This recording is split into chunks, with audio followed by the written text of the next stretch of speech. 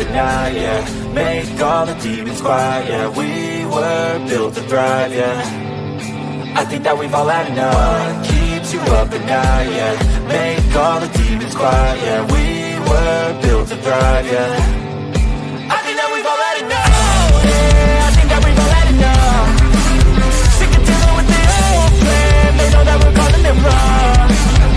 You got me like, oh, yeah, I think that we've all had enough. Sick of dealing with the old plan. They know that we're calling it wrong. Hey, it's too late to try to go contain it. A generation fueled by creation. We live lives on a small screen nation. We control the airwaves, no negotiation. I refuse to think we need saving. Something good will come from creation. And when we think that the world is too anxious, we'll adapt, evolve, survive, and save it. What keeps you up at night, yeah. Make all the demons quiet, yeah. We were built to thrive, yeah. I think that we've all had enough. What keeps you up at night, yeah. Make all the demons quiet, yeah. We were built to thrive, yeah. I think that we've all had enough. Oh, yeah, I think that we've all had enough. Sick of dealing with the old plan. They know that we're calling it wrong. You got me like, oh, yeah, I think that we've all had enough. Sick of dealing with the old plan. They know that we're calling it wrong. Hey, oh, yeah, I think that we've all had enough. Sick of dealing with the old plan. They know that we're calling it wrong. You got me like, oh, yeah, I think that we've all had enough. Sick of dealing with the old plan. They know that we're calling it wrong.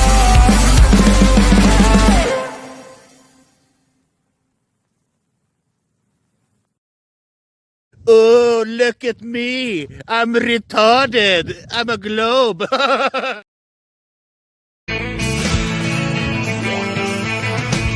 No one told you life was gonna be this way. Your job's a joke, you broke. Your love life's the old way. It's like you're always stuck in second gear. When it hasn't been your day, week, your month, even your year. But I'll be there for you when the rain starts to pour. I'll be there for you like I've been there before. I'll be there for you 'cause you're there for me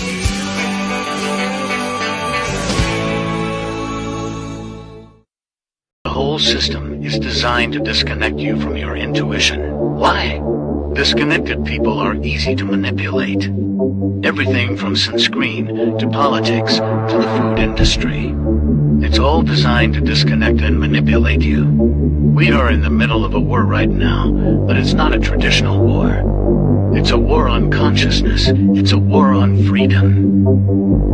This is the time to listen, not to the news. No, your intuition, your gut, your heart. Love is the greatest weapon against darkness. How do you love more?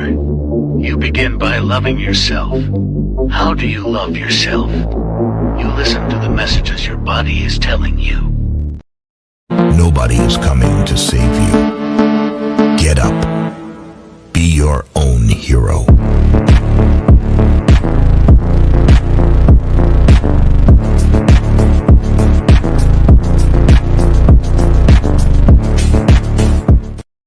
Slaves used to work all day, every day, with no pay.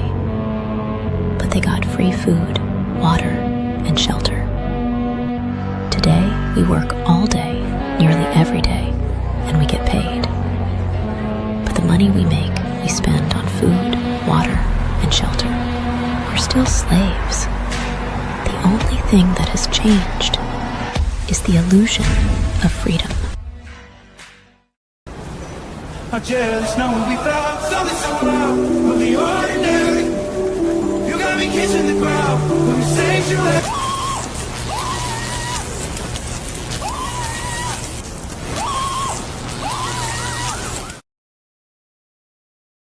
I'm scared, Dad. Do you trust me, son? Yes. Come on, son. Rule number one, never trust anybody. Stop! Don't touch me there. This is my no-no square. I am struggling extremely with mental health issues. and I am trying to do that whilst being FTFE. And unfortunately, talking to flat earthers is quite painful. All right, thank you, Craig. Law. Nowhere in nature or in a controlled environment can we ever produce a volume outside of containment. What's that? Gas been seen or what's that, brother? Taste the biscuit. Taste the goodness of the biscuit. Taste the honey sauce. Taste the goodness of the biscuit with the honey sauce. Don't get that honey sauce on me. I don't like the way it tastes with my chicken wings.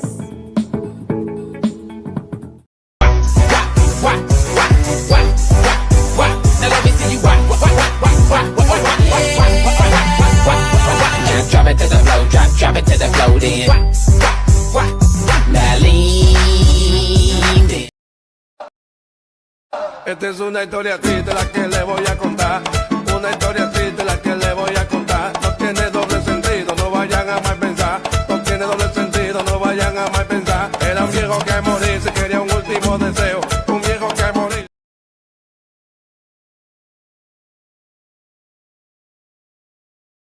Chicken, banana, chicken, banana, chicken, banana, banana, banana.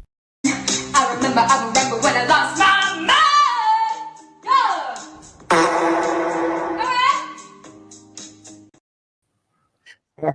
Good evening, ladies and gentlemen. Welcome to Sovereign Soul Unchained Mind. Coming to you from the battlefield. I'm right here with my platoon ready to go. We're just waiting for Commander Barron Trump to show up to lead the way. That's what we're waiting on. Him and Lindsey Graham in his purse. In his Klinger outfit. That's what Klinger. Swear. Yeah, he's got a real young boyfriend. There's allegations being thrown at him right now about paying male sex workers and shit. Who? I just figured that out. Oh yeah, and somebody decided to tell on him. I guess. I don't know. Well, is anybody surprised? Not at all. I wouldn't be, not one little bit. Who? Yeah, they what's that, D-Man? Go ahead. Who got busted? Who? Oh, nobody got busted. I just saw it. It was a thing I saw come across Twitter that they were, throwing shit at him about hiring male sex workers or something. Surprise, surprise. Yeah, I'm like, yeah, this goes all the way back. Y'all remember Barney Frank? Does anybody remember Barney Frank? Yeah, the Page scandal. Yeah, the Page scandal. That's right. A lot of people probably don't even remember that. Yeah, they probably forgot about it because it happened about 10 years ago. I think it was a little longer than that. I think wasn't that during Reagan? No, it was the Obama admin. No, that was a new one. That thing with I think that's where they re-brought it up or something. No, I remember there was some shit going down back during Reagan. Oh, you mean happen again? Oh yeah, it's always been happening. What do you think those pages are there for?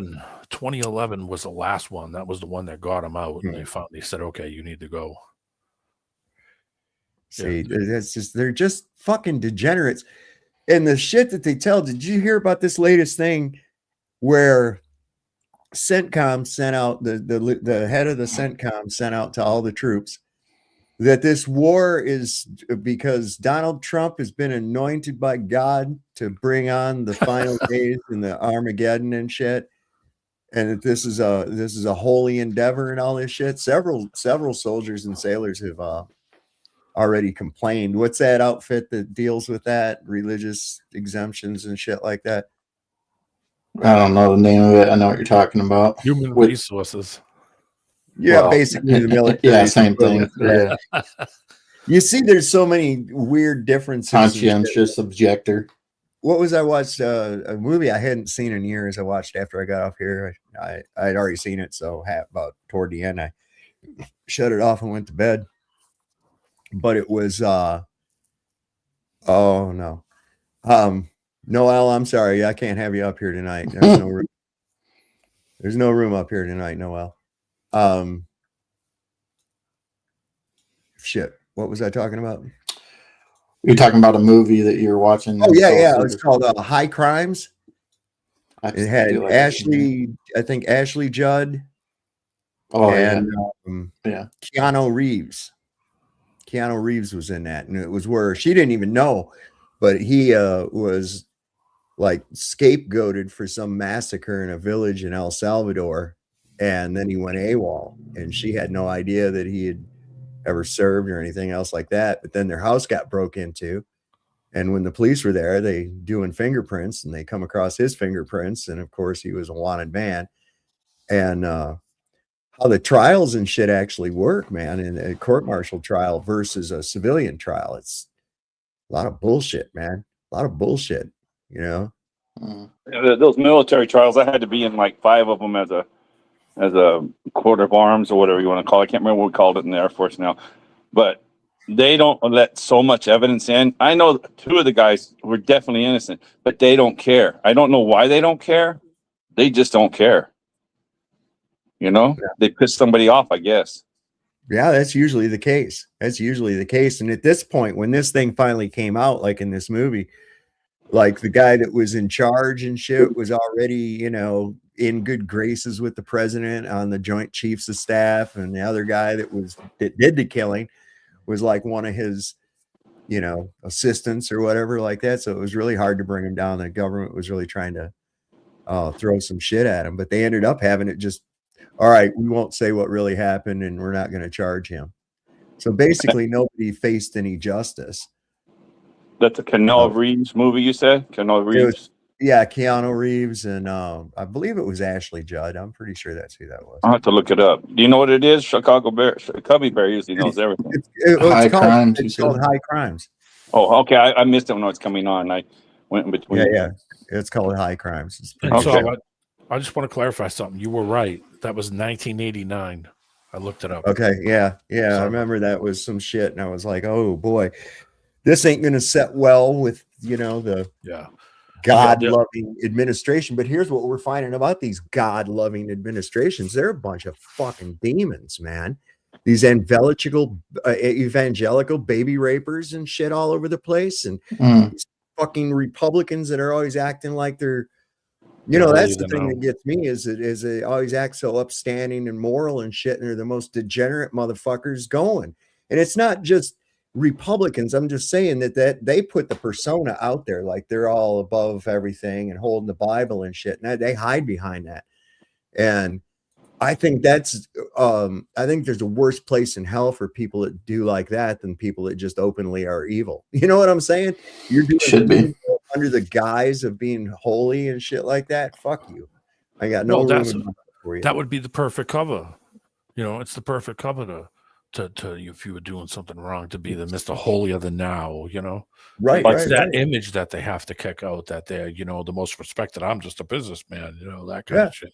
Well, it's just like Boy Scout masters and priests and all that. Even I'm finding out now, just now in Washington, they made it where if you confess to a priest, the priest has to, if it's a crime, they have to, tell the cops.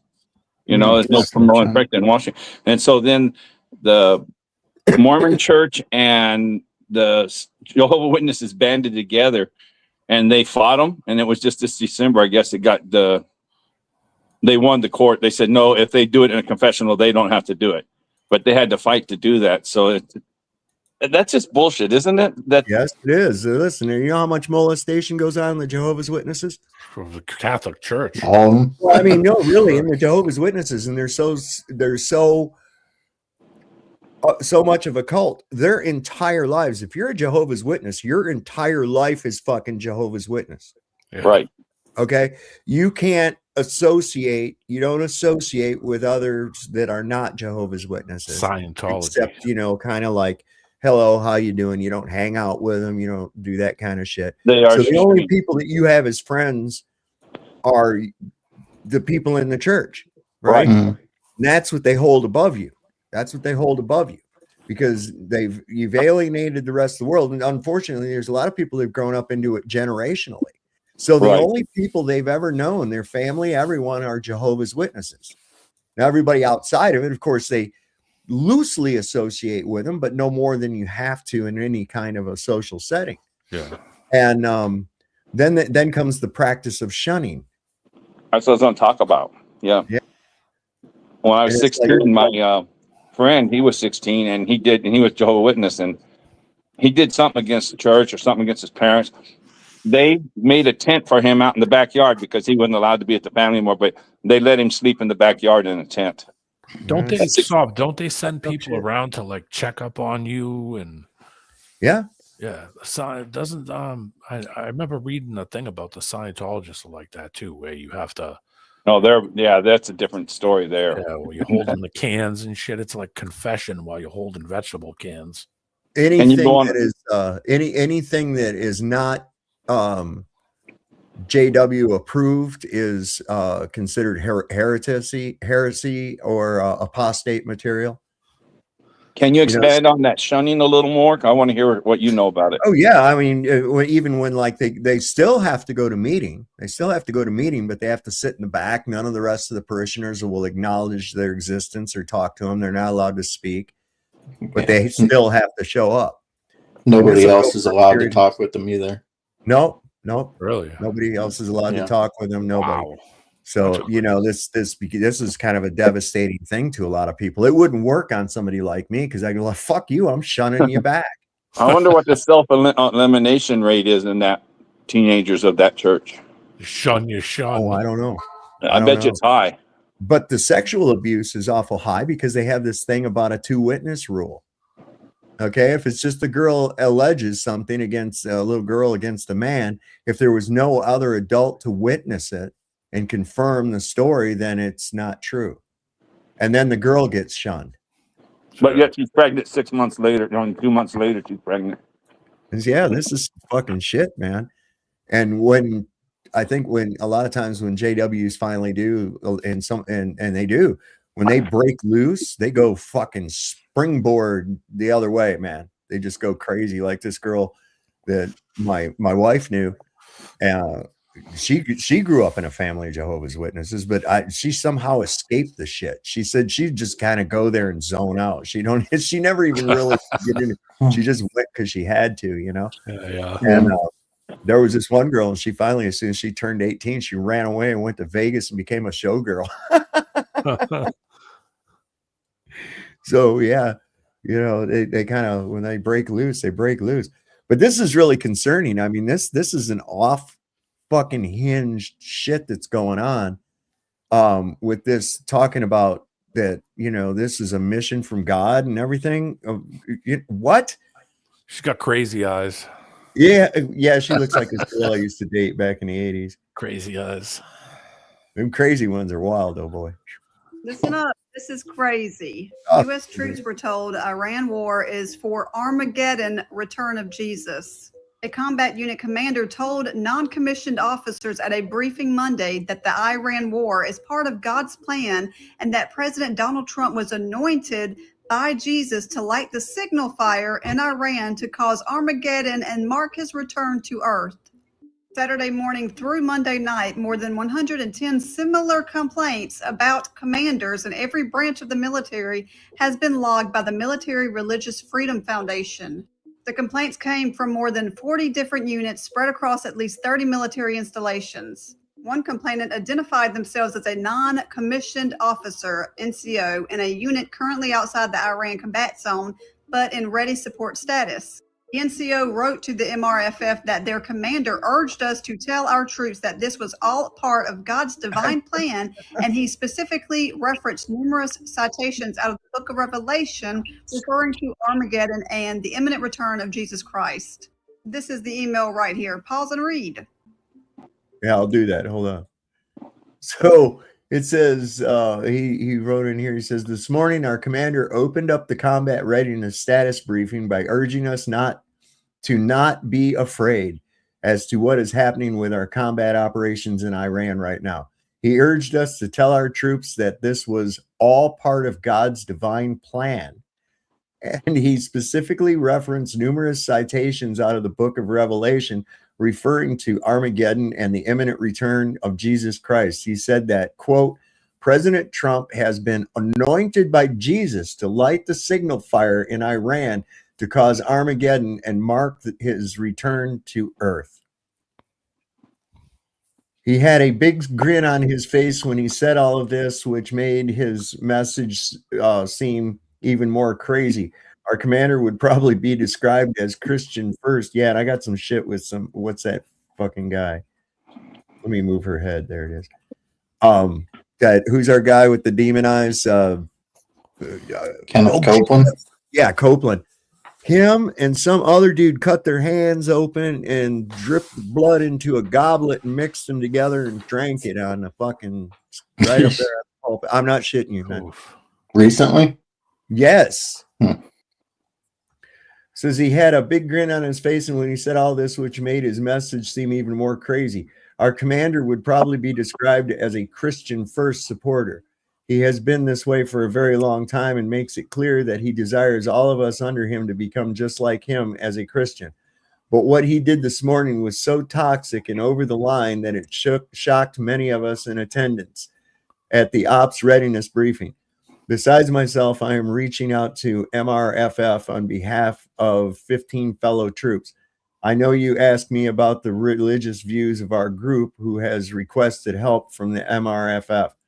I can only tell you that I am Christian, and at least 10 of the others are also Christian. One of the other is Jewish and one is Muslim. I don't know the religious or non-religious status of the other 3 at this time.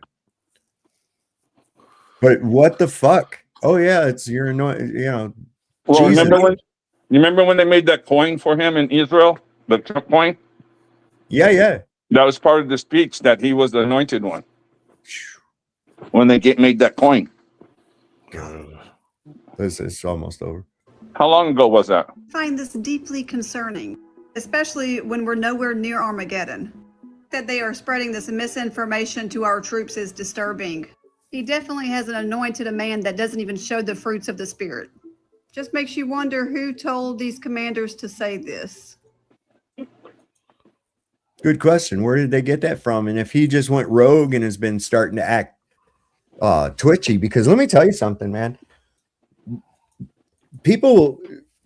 Religion will make people fucking crazy too.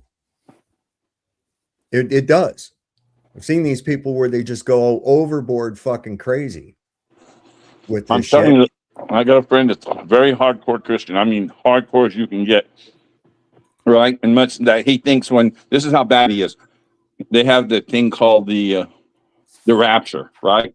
Which isn't even in the Bible. But I know. Where is that? Where the fuck is that? Anyway, so he got everything ready for his wife to have stuff there because he knew he was going to, when was it, last March, May 15th, they were supposed to be raptured. I think Cubby Bear talked about it yesterday. And anyway, he was making everything ready because he knew he was going to be taken away, so he didn't want to leave stuff for him. So these people are excited as hell. They think this is total prophecy. It's happening now. Sell off all their shit and cash in their bonds and everything else. The last time that happened, people were divorcing their spouses and shit, selling everything they got. It's like, oh, the end of the world's coming. We don't need any of these worldly possessions, and you can get out of my life. And then it doesn't happen, and you're like, oh shit. Boy, this looks like a dick. This is what my friend did. He has tons of silver. I mean, he's a silver hoarder forever. He's been having it. He's really well off and lots of gold. He says, I'm thinking of bringing it to your apartment and leaving it here. Well, he didn't. So that's how much he believed he was going to be raptured. But he was so sure. If you're so sure, leave all me your gold and silver then. Right. I'll need it because I'm not going. My buddy, his dad, you're talking about people being real crazy. You know, he's a big Bible thumper. Anyway, he took my buddy and his family on a road trip this one time, right? And they were driving, they were looking for a place to stop, and they saw this one hotel. It was like the only place they could find with a vacancy. But up on the big sign in the neon letters, it said free porn in every room. He's like, oh man. He's like, well, I'll go inside and talk to the clerk and see what I can do. And he goes in there and talks to the clerk, and he said, I see on your sign that you only have rooms with porn. He's like, you think I could get one with with the porn disabled. He's like, "What are you talking about, sicko? We only have regular porn here."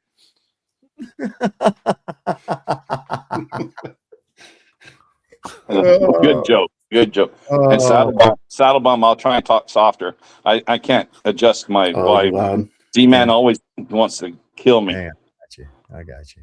No, when you were on Vlad's, you were so loud that when you weren't talking, it was like semi-muting Vlad, and it made him really soft. And I tried to tell Vlad, but I don't think he was reading the chat, and I didn't want to be rude. So, but I mean, it was like kind of killing him off a little bit because give it a shot now, Harmon. Let me hear you.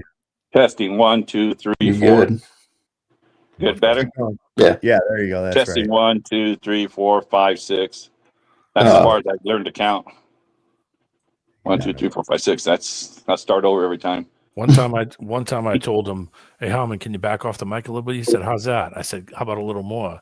And he said, "All right, how's that?" And I said, "How about a little more?" He said, "How far do you want me to go?" And I said, "Do you have a car?" I remember that was on Roger's show. Locksmart said that movie you were talking about had Jim Caviezel, not Keanu. But which one? Oh yeah, you're right. You're right. Was, it was. Yeah, Locksmart said that. Or why was I thinking that? Oh, because I'd seen another movie. Because he's Jesus. With Keanu, where he was a really asshole fucking cop. He was involved in some kind of what was the name of that? Edison? Never heard of that one. Is that the one? It's got, I think, Justin Timberlake is in it. Edison. I don't know. That doesn't ring a bell to me. Hold on. It was. I watched Tubi. I pull up on that because I got the other streaming services. Yeah, it was Edison. Pull it up and see anything new. Yeah, that was. It was Edison, 2005.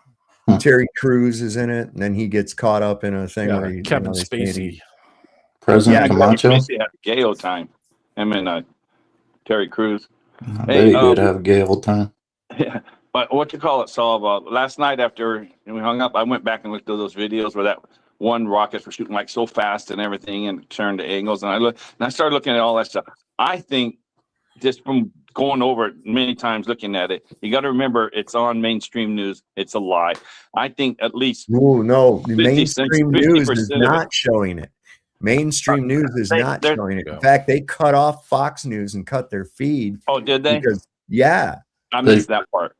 Yeah, they've actually issued out. They got people out hunting down people that are taking pictures and videos of the damage or anybody that's cheering on Iran.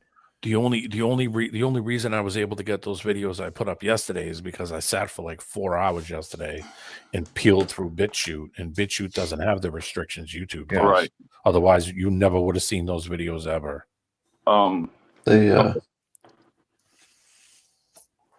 They put out a memo that all the people that are showing live feeds at Tel Aviv, they got to cut it anytime the sirens go off. So you're not going to get a true account of anything that's going on over there for the most part. But not from them. Not from them. I'll tell you what, the reality of it is this, man. They are getting their asses handed to them. You could see it. It was all over fucking Trump's face when he abruptly left that thing last night. Yeah, it wasn't going the way that was a defeated man. That was a man who's been defeated. You remember Baghdad Bob? Yeah. Yeah. Everything is fine. There's no invasion. Mm-hmm. Oh. Yeah. I was just saying the picture they showed of that their leader dead was not real. That was a bad picture. They've torn that picture apart. Oh yeah. Well, he's dead. Well, I don't know that. Let's look at real. He was like 80-something years old and had cancer, right? Yeah. He planned on this. So go ahead, martyr me. Now it's turned into a jihad. Now it's a holy war. Dead. He might have been dead. Okay. They're just saving his body. Sure. So the thing is that now what this has done is they've put a resolution out there now that it says, hey, we're not stopping until Israel is fucking destroyed. I hope so. Yeah, same here, man. I've prayed for this. Yeah, I know. I all can't. voted for the. You all didn't vote for this, and I prayed for it. See, it's great. Like those people over in the Middle East, man. I can't even imagine. Like they probably don't even know who's even shooting what at who anymore. well, Stuff's the just flying. Saudis. That's how the Saudis knew that it wasn't Iran that blew That up part, the yeah. fucking oil thing, because the missile came in from the wrong direction. Well, that's you can tell that Iran's been more pointed with or more direct with what they've been shooting at, whereas all these other things that are coming from U.S. and Israel are definitely just kind of random and all over the place and shot. Not directed towards any type of. They don't have a plan. We don't have a plan. Iran's had a plan at what they're doing. The plan was to cause enough chaos amongst the people that you'll stop talking about the fact that our president and his friends rape and eat fucking kids. Yeah. It's not funny, but it's funny. Yeah. Yeah, I mean, that's what they're trying. It's not working. Even Iran in their news statements and shit have said that we've struck a blow against the Western pedophile regime. And you got to know that looking back at it now, that Venezuela was a precursor to all this, knowing that they would cut off the oil and everything else. It's like, where's this super duper fucking weapon that they used in Venezuela? Why haven't they used that? Where's the nukes, for that matter? Where's the iron beam? Now they're claiming they have an iron beam that can vaporize missiles in the air. Well, you better get to fucking firing that thing, because last thing I saw, Tel Aviv ain't looking like it's holding up real well. There's a rubber band shortage. Yeah, you know where the nukes are? In your imagination. Yes, sir. Yeah, I know. Yes, sir. Little paranoid motherfuckers. They're scurrying. I'm loving seeing this footage of them scurry when the sirens go. They're attacking Lebanon, southern Oh, yeah, Lebanon. they got boots on the ground, too, and they're wanting us and not Bush. Trump is going to dedicate troops to put on the ground to go into Lebanon as well. Yeah, which is funny because just like they eliminated the nuke program, a few months ago, they also eliminated Hezbollah, and now all of a sudden Hezbollah's back. Weird. Yeah. They didn't eliminate all of Hezbollah, just their leaders. I'm pretty sure they said they eliminated all of Hezbollah. I'm just saying, what he said. So Hezbollah is very powerful. But don't you guys feel this is just a wag the dog situation straight out of that movie? You know what I think it is? I think this motherfucker really believes he's bringing on Armageddon and shit, and he's just lost his fucking mind. I think he's lost his fucking mind. There's something wrong with these people, man. There's nobody with any fucking sense anywhere up there. None of them. It's like, you have the power to stop this. Why are you letting this madman run wild? You have the power to stop this right the fuck now. But they're letting it go. They're letting it go. Good. I hope that let them whoop our ass. We need it. We need that. We need it. We need that. Yeah, so Cash, I agree with you though. I think over 50% easy is just the wag the dog stuff. That's what I think. Oh, the Epstein files have released? Oh, Trump rapes and eats children and blah blah blah. No, that's all BS. Starting that's not BS at all. That is not BS at all, Harmon. Well, that's because you can't accept it. I've been looking into this. Listen, hold on. No. Go ahead. No, I'm going to give you lessons. I'm going to give you lessons. Oh, you give me a lesson. Oh, that's I'm going to give you lessons. I've been researching this shit more than 15 years, going close to 20. And how deep this fucking elite shit goes. The Mark Dutroux case, Mothers of Darkness Castle, fucking Pizzagate, the bullshit with the British Prime Minister and the House of Commons and those fucking pedophiles and shit. Okay, the abduction of Native American orphans out of facilities and schools in Canada. Right. The tons of fucking too. Child bones found in the fucking wells and cisterns of Catholic fucking parishes. What the hell is going on? This has been going on a long time. No, these fucking people kill and eat children. Donald Trump rapes and kills. He definitely rapes and kills. And you know what? I think they feed I've been looking into the beef, the beef production and the beef consumption, and the numbers don't add up. Yeah. And when you look at how many burgers McDonald's is selling, and how many pounds of beef that would require, and how many cows they slaughter, the math doesn't add up. And then there's human DNA in the McDonald's meat. They're feeding the bodies to the goyim. Listen, this is the most litigious motherfucker to ever occupy 16 Pennsylvania Avenue. This is the very most litigious motherfucker in the world. Yet, despite all these accusations, nobody's getting sued. Nobody's getting sued. Why? Because it leads to discovery. What we do find, though, is that there are several multi-million-dollar payouts to people that have brought charges against him for such things, and he ends up paying them off. And he don't just go after little girls. He likes little boys, too. One of them put a tent peg in his ass, and that's why he shits himself all the time. I wasn't saying that the child molestation stuff and all that stuff wasn't real. I said the Epstein files are released on purpose and they're not leaked, and that's not real. Well, no, they're not. They're supposed to be all of them released. They've released less than 2%. I followed they that were stuff finding too. they're finding out.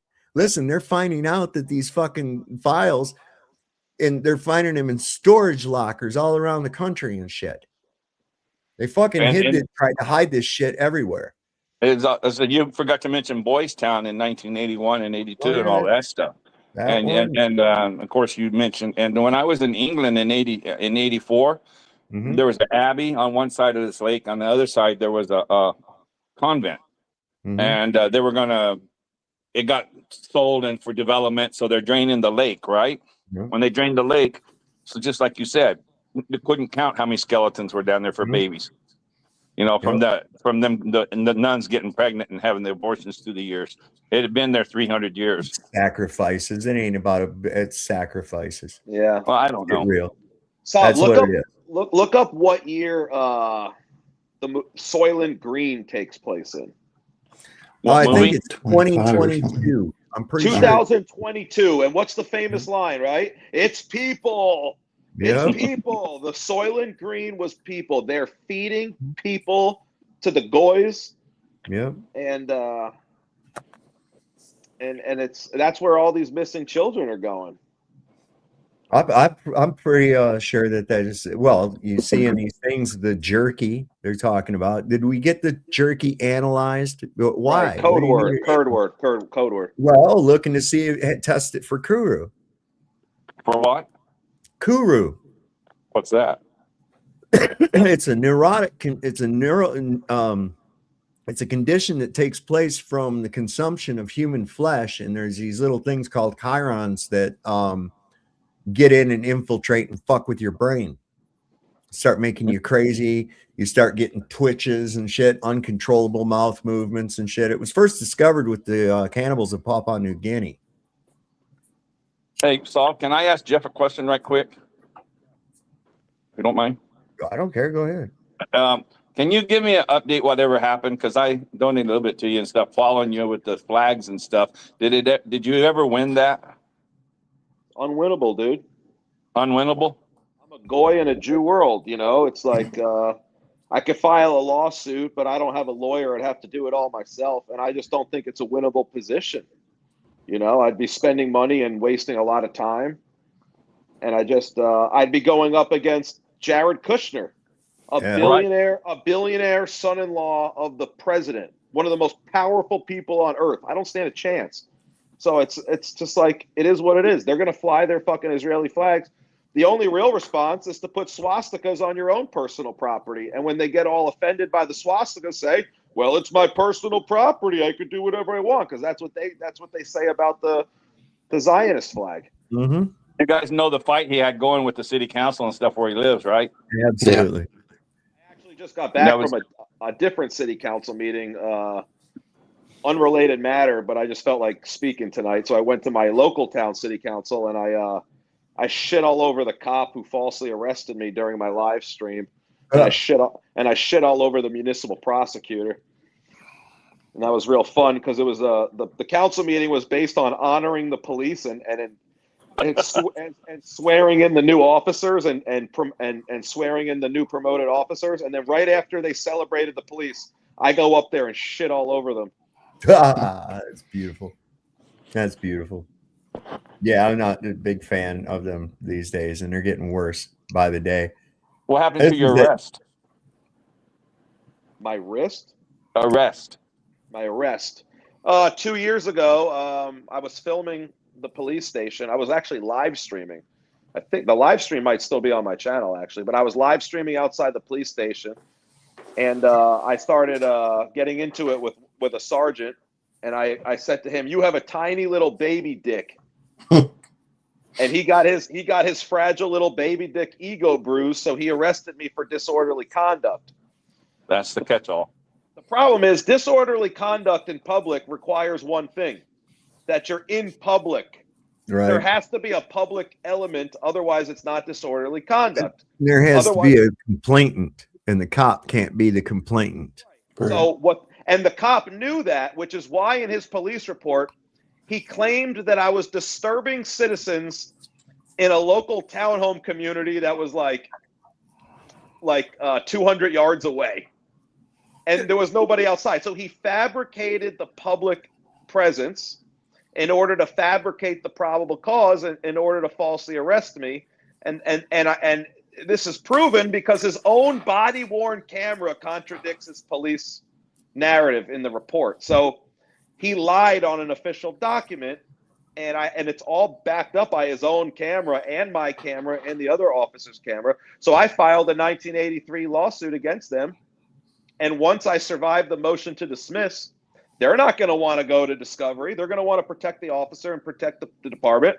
And I'm going to get a settlement of like $100,000, I imagine. Yeah, I watch a lot of that. You might 250 seems like the magical number they give nowadays. Yeah. What? 250,000. Well, I only sued for 150. I wasn't greedy. I wanted the judge to look at me as a reasonable person. Oh, yeah. Still greedy. Yeah, okay. That's very smart. And people are not going to hear you talking from 200, 2 football fields away. No, and there were and divided by a road, another road, and a grass field with a bunch of construction equipment. Plus, there was no people outside. When you look at the video, there's not a human around. It was a Sunday afternoon during football season. There was nobody outside. There was nobody there. Nobody complained. They didn't take the names of any witnesses. They didn't take statements of any witnesses because there were none. So this officer, Joseph Schuler, he lied. And this is not the first time he's arrested people for First Amendment protected speech. So he's got a pattern of this. And because there's a pattern of this, that leads into what's known as a Monell claim, where you can actually hold the borough liable because they're not properly training and disciplining their officers. Yeah, they're contracted through them, so they're responsible. They're now responsible. Yep. So it's like there's a culture in that department of violating people's rights, and that's what that's one of the things I informed the council about. But really, I went to the council to explain that that the prosecutor does not review the evidence before pushing forward cases. He just takes the police report at face value, and then presses the charges. So if the prosecutor had actually done his job and reviewed the evidence beforehand, he would have seen the contradiction, and he would have dismissed the charges. But he doesn't do his job. So I really went to the council meeting tonight to complain about the prosecutor. And I told them that when the prosecutor's seat opens up, when his term ends, that they need to appoint someone better because this guy's a lazy fuck. But I really don't want to talk about that. I really want to talk about the Jews and Iran. I wanted to get over here to this thing. This is our good friend Kenneth Copeland. Yeah, this guy's a straight up demonic psycho. Watch this crazy shit. He cuts his hand, drips the blood in a cup. And is it real? Dude does it, and they mix it. Probably not. Just the fact that they're even to mimic it would be a fucking. He probably okayed it, as I'm saying. It's like he's something he wants to do. I agree with you. This is so weird. Now his blood is in my body. Yes, sir. It's in there. Lord directed me to demonstrate some things. I need that little Ziploc bag. Do we have that?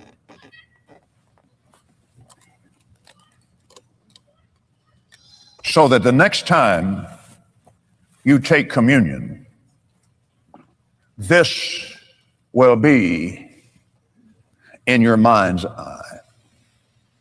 So this is your cup. Yes, sir. This is my cup. So I got some Robitussin. What's this little dog and pony show? That's wine, I'm assuming. Or is it Robitussin? Literally?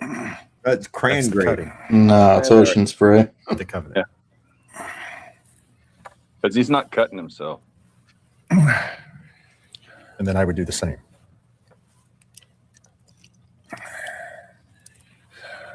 Jesus said, take this cup. This is my blood of the new covenant. What a carnival trick.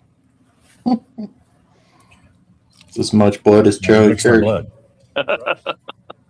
Which is his and which is mine. And we could never separate. You can't separate that. Now, our blood symbolically has been mixed here. Now, at the communion table. Why you quit bleeding? He said, this is my blood of the new covenant. All of you drink all of it. Judas had to drink that. Sir. So, and I want you to be this way every time you take communion, and you ought to take it a lot. A lot. No, don't ever.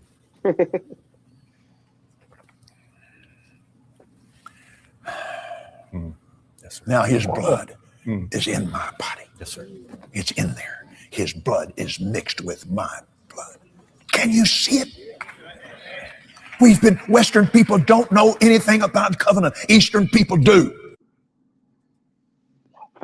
Remember when they used to cut their hands in cowboy movies and be blood brothers with the Indians? Yeah. That's the same. I don't know. I don't know which is what's scarier than that guy is the people that go to his services. I almost said the same exact thing. Who's giving him these millions of dollars? Who was cheering that at the end and applauding? That was what is wrong with people? I was gonna say I don't know which was scarier, him or the people that go to his church, and then you said it before me. I always felt that the Catholic Church must be drugging the parishioners with the Eucharist. Like there must be a chemical in the Eucharist to dumb these people down. I almost want to go to Catholic Church and steal one and get it tested. What's the Eucharist? It's the little circular bread that like they give you. The cracker. Oh, the wafer, the little wafer. Yeah. Wafer. They call that the Eucharist. My They mother need, was they need to jazz that up a little bit. You know, you might be able to get more people in if, I don't know, put a little bit of nacho cheese dust on it. No, they should make it like a little peanut butter and jelly crustable. There you go. Put some cheese whiz on that sumbitch, you know, make it at least palatable. Christ, Tastes like cardboard. Yeah. That's why you got to drink the wine. Wallpaper. Wash You it down. swallow that freaking stale ass thing down. Do they actually drink wine in the Catholic Church for the sacrament? It They try depends to on the church. turn you into an A alcoholic. lot of Catholic churches do. My depends on the church. mom was a Eucharistic minister in the Catholic Church, and she would give out the wine to people. Well, there you go. Was it Ripple? Like One place they allow she kids goes, to drink. each person come up, she's like, one for you, one for me. Next They person take comes up, one for you, everybody- one for me. That's what's so gross. Everybody drinks from the same cup. That's all right, because your saliva is mixed together. Your saliva is in their body. And that makes And you now one. they're one again. That's right. Blood brothers. Spit brothers. And, Got spit brothers. Here, this is a bad number. Oh, this is bound to be real. On a Fox News alert, an official source has confirmed that a suspected Iranian drone has hit a CIA station in Saudi Arabia's capital. Jennifer Griffin is live in Washington. Jennifer, what do we know? Well, Jessica, we've confirmed with an official source that, in fact, it was an Iranian drone that struck the station, the CIA station in Riyadh. It was part of that U.S. Embassy compound, part of that drone strike last night that led to damage at the embassy. This is certainly a symbolic victory for the IRGC. Nobody was injured. Nobody was at the embassy at the time. The Washington Post was the first to report on the incident, and that it was, in fact, the CIA station that was targeted and hit. But what this indicates is that drones, the Iranian drones, are going to be a big problem. They can take out the missile launchers and even the missile stockpiles, but they have thousands, if not tens of thousands of these drones, and anyone can put them in the back of a truck and fire them. These are really the new suicide bombs of the next phase in the Middle East, and they're going to be a problem for some time. Who would have thought that, man, that the most deadliest thing out there on the battlefield in the 21st century would be fucking remote control airplanes? I mean, come on, man. See, that's their story on that. But RT says, Russian television says that more than 650 U.S. military personnel killed or wounded by that. That number started as 3. Then I heard it went up to 6. Now you're saying it's 650? That's what RT is reporting. Depends on which side's talking. Man, I feel bad. Those are the biggest Shabbos goys there are. Those kids who sign up for the military and die for Israel. Yeah. They get tricked. Yeah. I almost want to go to. There's a recruiting office about 5 minutes from me. I almost want to stand outside that recruiting office and warn all these poor kids. Oh, here you go. There you go. All right. So here's a U.S. Senator, Chris Murphy. This is not good. He said he was told the military can't stop the drones killing U.S. soldiers. Ugh. Whoops. I tried to play it there. Senate. This is as serious as it gets. This is war and peace. They told us in that room that there are going to be more Americans that are going to die, that they are not in the short run going to be able to stop these drones that are going to continue to fly into the Middle East. We have to have a debate in the United States Senate on an authorization. Robot. It roboted. Hang on. We back? Not yet. No, it's still roboting. See where Look I'm at how here. fucking gay this guy looks too. He does. He looks extremely gay. That's a funny stop in the video. Yeah, it is. It's a good place to stop. Like I don't know. Let me start it from the beginning. Senate. This is as serious as it gets. This is war and peace. They told us in that room that there are going to be more Americans that are going to die, that they are not in the short run going to be able to stop these drones that are going to continue to fly into the Middle East. We have to have a debate in the United States Senate on an authorization of military force. It will likely fail. It will likely fail, and we shouldn't be voting to proceed to other pieces of legislation until we get a debate on this deeply unpopular, immoral, and illegal war with Iran. So who was that? Chris Murphy. Well, I mean, he sounded pretty logical to me, actually. I feel bad for making fun of him. Well, he's a Democrat, Connecticut Foreign Relations Subcommittee ranking member. So Massey was basically saying the same thing. Yeah, listen, there's only a couple. Everybody else is just a fucking toady for Trump, man. I swear. This is how I feel.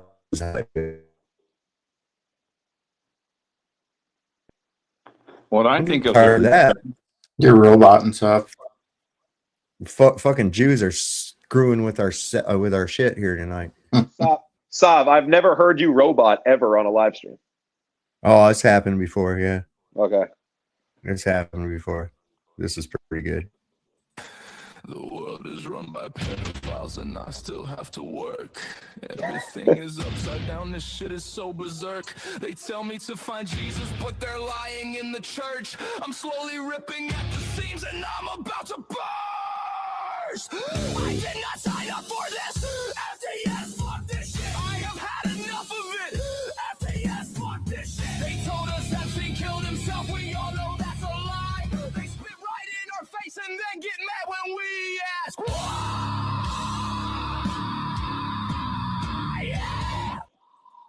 That was awesome. That was good. That was legit. What I think is going to happen, Solve, is that our police forces, they're already out of hand how brutal they are to us. Now they're going to use this as the right that anything we just say, it's going to be terrorist, and they're going to lock you up before you even have a chance to say anything. Was he roboting for anybody else? Me? I heard that metal pretty good. Harmon? Yeah. Was Harmon roboting? No, no. Yeah, they're fucking with me. I think that's what's going to happen, Jeff.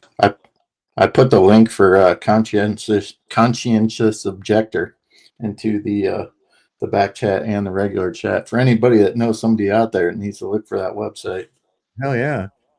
That's why I stopped filing taxes 5 years ago. I'm a conscientious objector. Yeah. Well, that and there's no law that says you have and there's to pay no it. law, and there's no, but you can't take my money to give it to pharmaceutical companies so that everybody can get a free vaccine, or give it to the military industrial complex. You can murder children. Like, fuck that. You know, they'll try all their bullshit. But I've just basically, last time I even heard from them, I just told them, I said, fuck off. I'm not doing it. Go away. Yeah. And I haven't even heard from them. Yeah, I get paid by the government, so what am I going to do? They take it out already. Well, what you should do is declare a very high number, like 5 or 6, so they take out almost nothing, and then just don't file. No, can I do that? I can no. You either put exempt or you fill out a 1099. Okay. And then you are responsible for the amount of money at the end of the year. If you owe anything, you see, and having them automatically take it out and then you have to beg to get some of it back. Fuck all that shit. Nope. What you do is claim Netanyahu on your dependency. There you go. So is he still in Germany? I don't know where he lives. I'm going to claim every Jew in Lakewood as a dependent. There you go. God damn, that place is something in it. But this guy here on the left, that's the new supreme leader. The guy on the right's the guy that died. He got killed. It says Iran has elected Mojtaba Khamenei, son of Ali Khamenei, as the new supreme leader of Iran. Oh, cool. So now, not only nationally does he want payback, that's his dad. Yeah, I know. He says his first priority will be to take revenge on those behind his father's killing. And his second priority will be to free Palestine and end Israel. I'm liking this guy. I like this guy. To a degree. I mean, well, don't be gay for Palestine or anything. No, I'm not killed. I'm just saying, I like his viewpoint. You know, if I was in that kidding, position, I think that's probably what I would do too. Listen, I've been praying for the destruction of fucking Israel for years, and now it may actually be happening. And I'm like, fucking A, right, man. This is the beginning. This is the end of the beginning. You know what I'm saying? We can finally get there. Should definitely help with the noticing for all those who are anywhere behind at this point. Yeah, but all our politicians that are behind Israel and all of Hollywood and all entertainment, so I wonder how they're going to backlash to us because we're hating on them so much. I mean, they're in control of everything we do. For now, that's changing. I'm just saying, what would they? No, I don't think you're ever going to change Hollywood or the politicians. Oh no, Hollywood's done. Hollywood's done. Yeah, and the politicians. There are what out of 100 congressmen, senators, or whatever. There was 98 of them were the ADL or whatever that's called. APAC. Yeah, that's the one. Whatever. They're all. How are you gonna get rid of that? The only way to do it is to fumigate it. It's all but 10 congressmen and senators. Yeah. Is that what it is? And you have 100 senators, you have 400 and what? 440 435. 435. So you have 535 people, all but 10 take APAC money. Yep. And you know who took the most money? Trump. Schumer. Yeah, Trump took a buttload, man. Himself. Yeah. Who? First campaign, yeah. Was it Trump? He said I didn't hear. Yeah, Trump. Hundreds of millions of dollars from the Yep. Adelsons and Jewish donors and the Jewish Yep. lobby. Yep. Hundreds It's of disgusting. millions. Fucking Speaking disgusting. of Hollywood, under the cover of night 2, you saw that Larry Ellison purchased Paramount. Yep. Not that they needed any more, but just another one under the. Are there any antitrust laws anymore? How is this legal for these big mega corporations to merge at this level? I thought that was a monopoly at one point in time, but who knows anymore? You want to hear something really wild? I heard that, and I think I got a thing about it on here, that Peter Thiel has been dumping his Palantir stock. Interesting. What the fuck? That I mean, that's his own shit, right? He's got these contracts and everything with the military, and so why would he go ahead and be dumping his stocks? Something's happening, man. I haven't heard that yet. Lying to us and to the American people. That is what is happening here. There is no intelligence. I want to be really clear. There's no intelligence that shows an imminent threat to Americans or the American people from Iran. Now, Iran is a rogue terrorist regime. That is true. But there has to be an imminent threat to us for the president to unilaterally conduct military action without congressional debate, without congressional authorization. And the reason why congressional involvement is important here is because that is the accountability mechanism. That's the accountability mechanism to make sure that we don't have a president that will get us into a quagmire without the consent of the American people, because it's the American people that have to do the fighting and the dying and the financing of it. And they're just bypassing this whole process, and they're lying to us about it, right? The analysis doesn't begin and end with, is Iran bad, right? Iran is bad. The regime is bad. There's no doubt about it. But the Taliban was also bad. ISIS is also bad. Saddam Hussein was also bad. And we screwed up those conflicts in a pretty big way. So this has to be course corrected, and it has to be corrected immediately. Oh, my God. What a fucking NPC. Who said that about Peter Thiel selling his stocks? Because you're right. Saad did. Oh, yeah, it says that. And March 2nd, he sold off 2 million shares valued at $280 million. So that really... He sold off all his NVIDIA, too. NVIDIA, and then I think part of Tesla or something like that. Oh, did he? Yeah. Well, but that $280 million ain't nothing to him for all that stuff. But who knows why he's doing it. Well, our whole economy is about to collapse. You don't want to be holding You don't want to be holding paper. A tech bubble. Yeah, yeah. I mean, and the stock market crashed today a little bit, right? Like 1,200 points or something. I like think that. so. I didn't really look. I don't own any stocks because I don't really believe in it. But you know, they own. What's that? I know which ones didn't lose. What's that? The military-industrial complex. Lockheed Martin, Boeing, Raytheon, all them, they ain't losing. They're going up. We must guard against the misplaced power of the military-industrial complex. It's this bullshit gaslighting that they're doing. It's clear that nobody's on the same page as to why this was done. We know why it was done. We've heard the leaked phone call. We've heard it. Donald Trump saying, fuck Marjorie Taylor Greene. I don't care. I'm not releasing that list. Do whatever you got to do. Start a war. I don't give a fuck.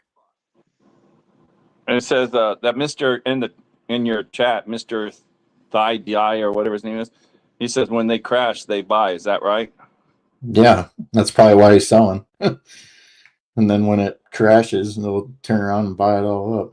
Have you played the Wesley Clark clip from 2007? Oh, I'm sure I have before. Yeah, but not tonight. General Wesley Clark, 2007, lists the 7 nations that we were going to take out. Yeah. And ending with Iran, which was always Iran and Venezuela. Wasn't Iran and Venezuela both on that list?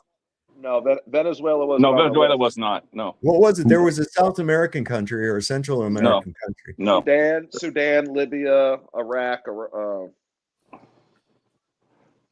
it's Iran was the last one because they're clearly the most powerful. You know, Yeah, those were all the 7 that went against the petrodollar, and we're selling it for non-petrodollar. And so all 7 of those countries were earmarked to be, like he said, why are we attacking them? He says, I don't know. Isn't that the one you're talking about? Yep. Oh, it's a famous clip. It's very easy to find online. Hey, Saul, you want to hear the breaking news on the computer just now? No, what's that? U.S. military conducts its first ground operations against South America cartels. What? Yeah, they just now entered into somewhere in South America with ground troops. For I just read the headlines. Headline: U.S. military conducts first ground operations against South American cartels. Breaking news. While they're doing all that stuff, we're going to spread ourselves.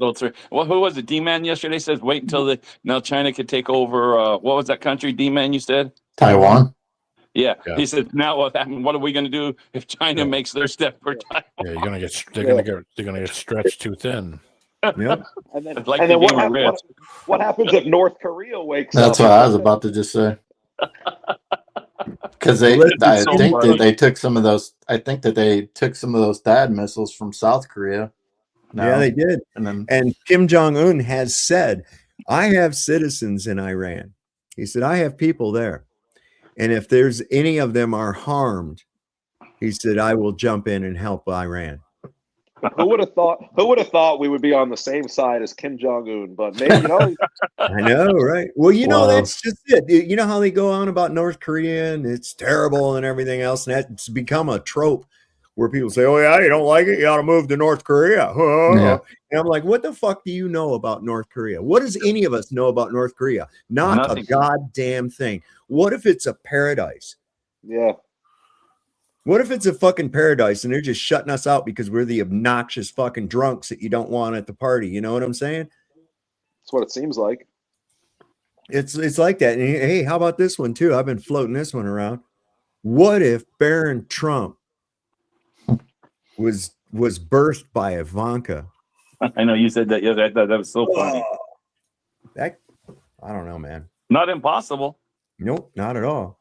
He's weird looking. Man. He talks about what a fine piece of ass she is and everything about his own daughter. You know, if she wasn't my daughter, I'd fuck her. I'm going. When he said that, you know, if she wasn't my daughter, I'd fuck her. You know, and I'm sitting there thinking, no, you'd fuck her even if she was your daughter. You know, sick motherfucker. This is day by day they change the story. Listen to this. Somebody asked me a question and said, did we go in because of Israel? And I said, you were asking me that follow-up. And I said, no. I told you this had to happen anyway. We knew that there was going to be an Israeli action. We knew that that would precipitate an attack against American forces. And we knew that if we didn't preemptively go after them before they launched those attacks, we would suffer higher casualties. He can't even speak. What the fuck? You forgot what you said in one day? No, he just changed what he said in one day because it didn't sound good. Yeah, that's what I was talking to my wife earlier, and she goes, yeah, but they've got like a live feed of the skyline of Tel Aviv on this channel, and there doesn't seem to be anything happening. And I said, do you really think that's live? You think they're showing you that actually what's going on? Of course not. And that's because I've run across this, and I also saw somebody, one of the news people, I think it was Fox, and they were on the ground there giving a report. The IDF come up to them and shut them down and shit and cut their feed. Yeah, because they're not supposed to be showing. Ben Gvir says police hunting down anyone filming missile strike location celebrating Iran. Speaking from the scene this morning, Iranian missile strike in Petah Tikva, National Security Minister Ben Gvir pledges to crack down on both foreign media and expressions of joy at Iranian attacks. So they don't want anybody seeing the real deal. So they're saying it's like 6 people killed, and they're saying 650 people. So we got to find what's the average middle between 650 and 6. That's probably the real amount.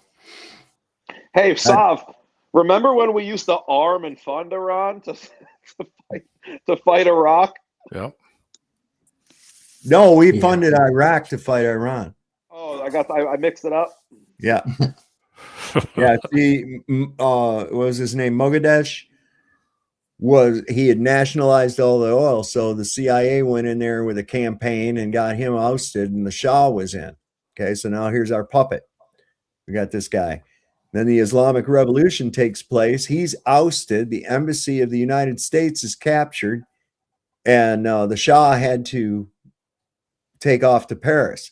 Well, that's when Iran became our enemy. Okay, I'm talking about George H.W. Bush years. No, he was against Iran. Listen, this Islamic Revolution took place in 1979.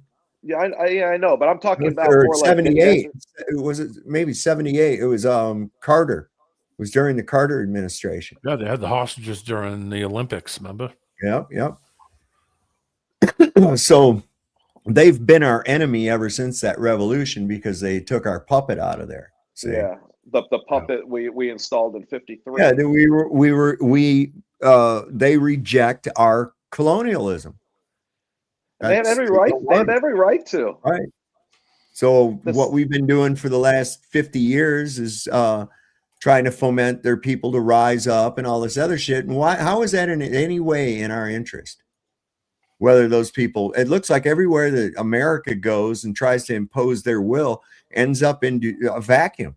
There's just bullshit happens. You know? That's the irony of them always saying that Iran's the #1 funder of state-sponsored terrorism. It's like, wow, that's funny because I could have swear it's the United States, but Well, that's what the Jews do. They accuse their enemies of the very thing they themselves are doing. Projection. Well, here's the fuckers dropping bombs on Lebanon. Which, I'm Lebanese, so I don't like this shit. God damn. That's civilian that's civilian area. That's not military infrastructure or anything. Yeah, and there's Christians there too. I mean, do they want everybody to join up together and just destroy them? Is that what they're after? They're sure going about the right way. I think it's time for Space Force. It is. We need Space Force. Pete Hegg said. It's about time. Oh, and that beautiful fucking what is that? The Golistan Palace. Have you ever heard? They bombed that in Iran. Beautiful old world building. Yeah, I know. I was about to say that. That's what a lot of this is about, is getting rid of a lot of that, the tunnels and old world structures and everything else.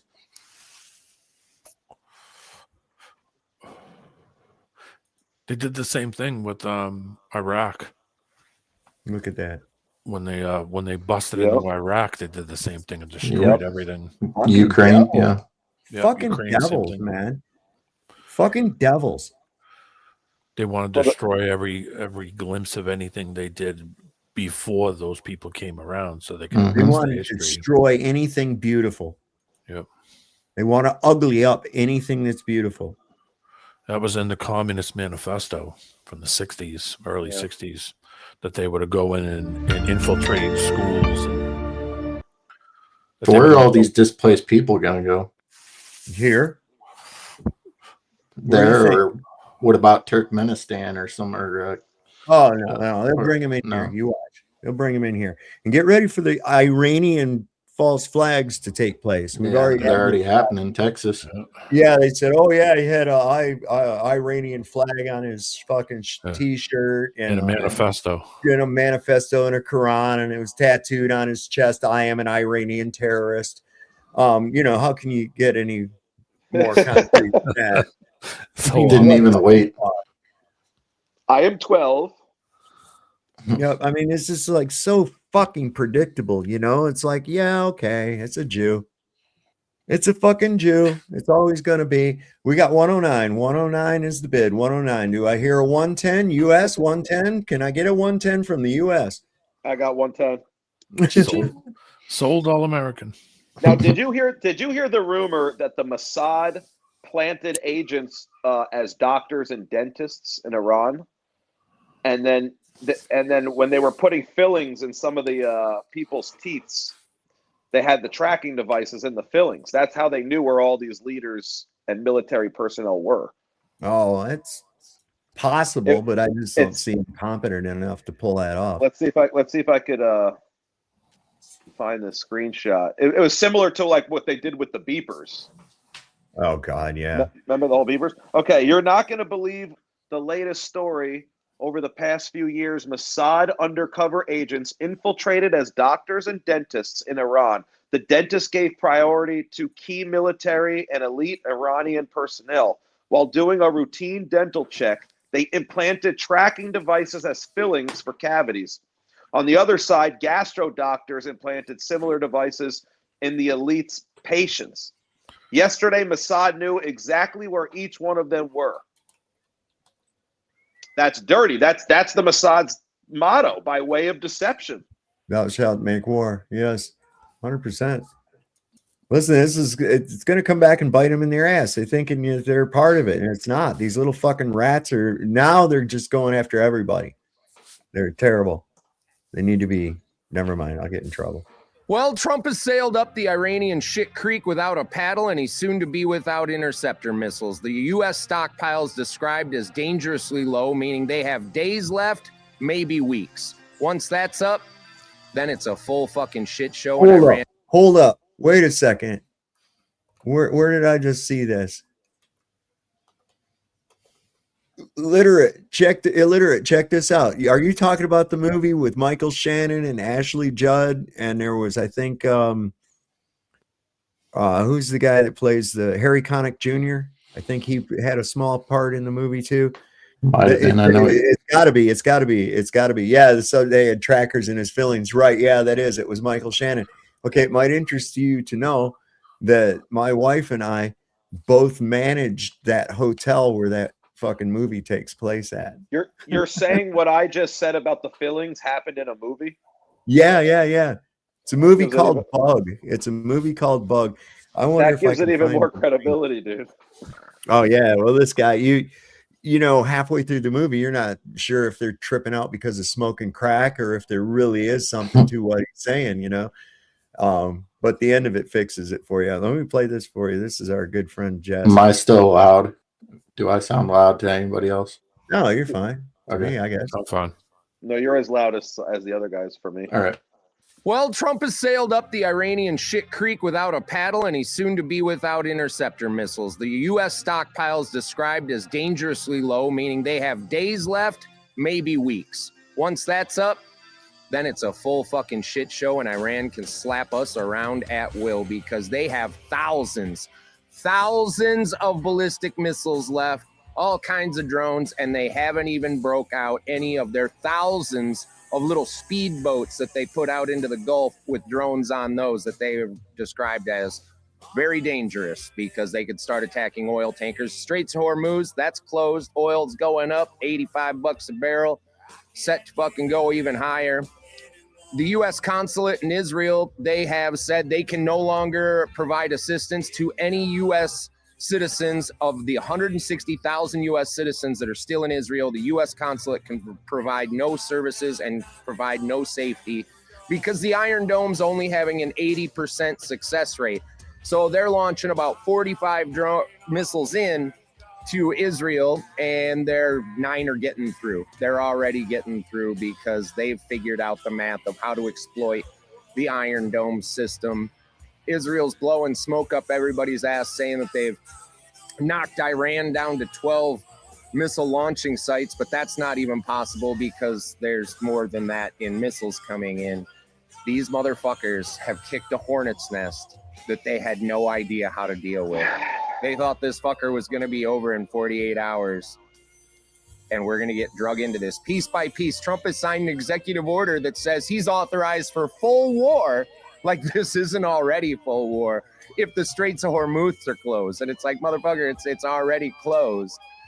Marco Rubio comes out and says, we had to do this because Israel fucking was going to force our hand, and some reporter asked Trump, and Trump's like, no, they didn't force my hand. I'm in control here, dude. Trump ain't in control of shit. No. He ain't in control of shit. He's getting led around the nose by Israel. Israel is now led a ground invasion into Lebanon. Lindsey Graham's out there saying that we need to join Israel in the ground invasion in Lebanon. These warmongering motherfuckers, if you are for the war, you are literally with Chuck Schumer and Lindsey Graham. All you motherfuckers that are MAGA that are like, I'm against everything the liberals are for. Well, guess what, motherfuckers? The Democrats are all in for this war in fucking Iran because it's the uniparty, right? Everybody who was against Donald Trump, they're now all for him. Trump is no longer the outsider. Trump is the swamp. Trump has violated the Constitution by initiating a war without Congress's approval. Mike Johnson's shitting his pants right now because Massey's going to push up this war fucking powers resolution, and they're going to have to fucking vote on it. They don't know if they got the votes because the people that are up for re-election are pissing their pants because there is still just a minimal. It's the mouth breathers and the boomers and the Fox News Kool-Aid drinkers are the only ones left supporting this bullshit war with Iran, because you can support the military and all those guys and not support the war. Motherfuckers, some are so fucking stupid that they're like, oh, you have to support the war to fucking support the military. And it's like, no, that's not how it works. That's not how it works at all. So this is spiraling out of control faster than anybody can get a handle on it. And you guys should know a little history that Iran and Iraq actually had a war with each other. Iraq threw 1 million soldiers to try to cross the border into Iran. They lost them all. They never fucking got in there. They sent 1 million soldiers in, lost them all, trying to invade Iran. We're all pushed back. Iraq suffered 2 million casualties in total, and that took 9 years. 9 years, and they never got shit out of Iran. Iran is not a bunch of fucking goat herders with AK-47s. This is a 1 million-man army with modern technology. Motherfuckers, just because you're the biggest army, it don't matter if you got shit for strategy. And the U.S. has no strategy other than just getting led around by the dick by Israel. That's what's going on here. And until you motherfuckers wake up and admit that shit, Trump is literally now a foreign agent. If there wasn't a uniparty and the Democrats were serious, they could literally impeach Trump right now for being a foreign agent because he is being led around by Israel, which is a foreign country, right? Like, this is so fucking retarded. This is so fucking retarded. This is the most retarded shit. It's worst case scenario. Worst case scenario. Trump has betrayed America. He's betrayed all of his supporters. He just betrayed everybody who voted for him when he was like promising us no new wars. This is a giant sack of horse shit that I will not be swallowing. So good luck to you all, because we're gonna fucking need it. Long live the Republic. He doesn't have the enthusiasm in his voice when he says long live the Republic like he used to. He used to go, long live the Republic. And I was like, yeah, all right, whatever, fuck it. Well, what social media was that? What platform? X. Oh, okay. Do they allow that on X? Do they? Yeah. I didn't know if they would allow that. Shit, yeah. X has got some shit on there you're not going to be able to see other places too. I didn't know that. Yeah, you can say things about the little small hat people on there. Yeah, it's getting like that on Facebook though too. I mean, it's to the point now where there's so many people are onto it that it's just like nobody's listening. You know, I put a good link in the back there. So I can't believe how YouTube is letting everybody say what they're saying nowadays. I mean, normally it would be cut off midstream. You know. Real quick, I got that trailer for that movie Bug. Okay, that'd be cool. Is that movie good like Rubber? It's better than Rubber. Rubber's terrible. Better than Rubber. Just running across a random VHS tape of a picnic that you find at a fucking garage sale is better than Rubber. The thing about Rubber is that the first thing you have to do is you smoke yourself stupid and then watch it. And you'll get into it and you'll just be laughing like, I can't believe somebody made a fucking movie about a telekinetic fucking tire that kills people. And but you'll watch it, and then afterwards you'll still be perplexed as to the fact that you watched it, but the fact that you watched it feels like an accomplishment. You know what I mean? I ate the whole thing, like, huh? Yeah, right. So this is that movie. It's not a Stephen King one, is it? No. See that motel? That's how you drop this off, come to the jukebox. I want to introduce you to somebody. You're very beautiful. I like hearing you talk. If you want, you can stay here tonight. That'd be nice. They live in your blood. What is that? Hey, you see it? It's a bug. Jerry, you can't stay here. You throwing me out? Get out of here! Place is crawling with these things. And they feed on your brain. There's no bugs on your skin. You have to dig it out. I'll dig it out and show you. This December, from the Academy Award-winning director of The Exorcist, Open the door! comes the movie the Chicago Tribune calls one of the most disturbing horror movies imaginable. We have to kill him. They want you to know they're there. Bug. We'll never really be safe again. That's the guy that would say in that movie trailer was, "There's a storm coming. There's a storm coming," and you were whatever. Do you remember that? That's that guy. Yeah, I've seen that movie. I forget the name of it. It was, and the storm came at the end. Yeah, it's kind of dumb. The ending sucked. That's Mike. Yeah, that's Michael Shannon. Yeah, he's been in a lot of stuff. But yeah, that's it. That they filmed that. A lot of that. Well, the outside scenes and shit were filmed at the motel that my wife and I managed. We weren't working. We weren't managing it when they filmed it. But this thing is like, if you've seen that little cluster right there with nothing around, like anywhere, that was it. That was it, man. It was What's the name of the place? It's called the Rustic Oasis. No, but They have I'm free talking about porn. location. Huh? Location, like nearest town or something. Oh, it's in Olancha. Olancha. I guess the nearest town of note would be Lone Pine, 35 miles to the north.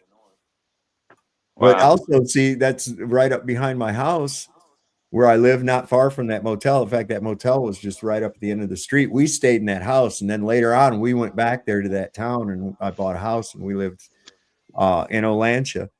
And that right up to about maybe a couple miles up behind my house was where the town of Perfection was from the movie Tremors. Yes. Yeah, that was right up back behind my house. All the buildings are gone. You know, they were just fronts. They weren't real. But the roads are all there. There's a sign that says "Welcome to it says Perfection," gives the elevation and the date that it was founded and all this shit. And in the movie, it was supposedly in Nevada, but it wasn't. It was in California. That's where they filmed it at. Now, if you go down the street from where the town set was at, you go down there, there's an old Quonset hut. It's all locked up, but inside are all the props. You see the fronts for the stores, and if you look through the window, you can see the fronts for the stores. And I think I seen one of them fucking worms laying in there. I couldn't tell, but yeah, it was kind of crazy.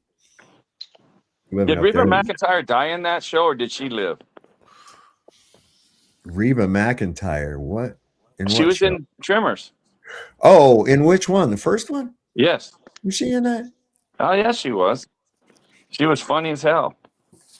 Was she Burt Gummer's wife? I don't know. All I know is Kevin Burt Bacon. Gummer, the guy with all the guns and shit. Yes, yes. Yeah. Okay, yeah, I remember. Yeah, I think she ended up getting eaten. I'm going to get this one from D-Man first, Cubby Bear. You wanted me to show about the Levant affair, which is interesting. People need to understand what that is all about.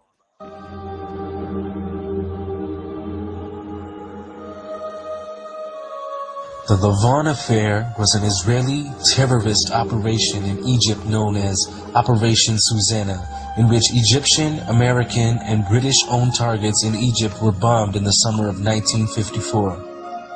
In the early 1950s, the U.S. was becoming friendlier with Egypt and was moving to influence the British to leave the Egyptian Suez Canal, which they had manned for almost 20 years. The apartheid state of Israel would not tolerate the British leaving, and elements within Israel began planning a variety of terrorist attacks on British, Egyptian, and American targets. These attacks would then be blamed on so-called Muslim extremists. This would incite the anger of the British and the Americans towards Egypt and Islam and sour the burgeoning relationship between Egypt, America, and Britain. This plan for a series of false flag terrorist attacks was codenamed Operation Susanna. A group of Egyptian Jews was recruited to carry out the attacks. Jews in the diaspora that are recruited are known as Sayanim. The first bomb went off on July 2nd when a post office in Alexandria was firebombed. On the 11th of July, the Anglo-Egyptian Suez negotiations, which had been blocked for 9 months, got underway again. Despite the British assuring Israel that stockpiled weapons would not be given to the Egyptians, on July 14th, the Jewish terrorists firebombed U.S. information agency libraries in Cairo and Alexandria. However, that same day, a phosphorus bomb exploded prematurely in one of the terrorists, Philip Natansen's, pocket just as he was about to enter the British-owned Rio Cinema in Alexandria. His arrest and the subsequent confession led to the breakup of the whole ring. However, while the plot was being investigated, the Zionist Jewish terrorists started fires in 2 Cairo cinemas, in the Central Post Office, and the railway station. After the plot was uncovered, many tried to spin it as an anti-Semitic conspiracy theory. As the trial of the Jewish terrorists became more and more public, Israel was forced to do damage control. They claimed that the Egyptians were tipped off and allowed the attacks to happen. They also singularly scapegoated the defense minister Pinhas Lavon to prevent the exposure of the real group inside the apartheid state of Israel who planned Operation Susanna and several other false flag terrorist attacks. But this would not be the last time America's so-called ally and friend and recipient of over $150 billion in aid would attack her. Wow. So the thing went off in his pocket? The grenade lived thing? too. And he lived? That had to burn the hell out of him, huh? A woman, they got a woman too. And you got to remember that happened in the United States too with the Rosenbergs. And they were spies for, was it Germany? Was it Israel or Germany? Well, Israel. I can't remember. Israel. They were communists or something. Yeah, Israel. But they came in through Germany. Like they had German passports, or we ended up finding out that they were Israelis. So USS Liberty, we can go on and on. There's more than that. And in the chat, Deborah, good finds, and Mr. Taihai, thank you for telling us about tremors. They said no, she didn't die. She left him. She left him. Yeah. I've got all the Tremors movies. It's been a long time since I've seen it, but it's pretty wild. We're sitting there, like when we watch that Bug movie, you know, they show him coming in at the beginning. It's a daytime scene as they're rolling the credits for the beginning, and you see him kind of like flying in over the desert is where the camera's at, and you see it coming in on that motel, and it's like we were inside the house of the motel in the manager's office. I was gonna say, you must feel it must feel special to watch it because you're kind of part of it in a way, but you know what I'm saying. It's you know weird exactly because we're sitting there watching it on the screen, and we're in the place while we're seeing it from the outside in a movie. Right. You know, and it's like really weird. And you know, any of those scenes outside the rooms, I mean, when you're managing a place like that, you see those fucking fronts. Was there any other movies made at that hotel? That hotel not that I'm aware of. Not those kind. I don't even think the other kind either. Is it still there? As far as I know, it is. Let me see. I'll show you. You guys want to see a picture of it? Yeah. Let me show this thing from Cubby real quick here. I am the candidate of peace. I am peace. People don't believe that. A vote for Donald Trump is a vote for a man who wants to end wars, not start them. We do not want war with Iran. We actually want peace. The Iranians are clearly not very good at war. Perhaps they should follow President Trump's lead and give peace a chance. Kamala is campaigning with warmongers like Liz Cheney. How do you think that is? She picks Liz Cheney, whose father virtually destroyed the Middle East. You know, Liz Cheney, she talks big, oh, I want war. She always wants war. Every time I was with her in the White House, we should attack this nation, that nation, nations that people never even heard of, we should attack. She's a big, tough guy. She sits back in Washington, oh, we ought to go and attack Iran, Iraq, we're going to attack everybody. That's why I broke up with her. All she wanted to do is go to war with everybody. These war hawks, they want to draft your kids to die in wars, and they will never fight themselves. You know, we'll stay around the country for 15 years, just bomb the hell out of everybody, make everybody miserable. Nobody knows why we're there, you know, the wars that never end. These endless wars that we've been in, I've gotten us out of so many. We don't want to get into wars. We're tired of fighting. I'm the only president in the last 84 years that didn't start a war. Under Trump, we will have no more wars, no more wars, no more wars. We will have prosperity and peace. We will have prosperity and we will have peace. Remember, I'm the president of peace. They said he will start a war. I'm not going to start a war. I'm going to stop wars. He's going to start a war. I said, no, no, no. My rhetoric is going to keep us out of wars. And that's what happened. My proudest legacy will be that of a peacemaker. That's what I want to be, a peacemaker. We will measure our success not only by the battles we win, but also by the wars that we end, and perhaps most importantly, the wars we never get into.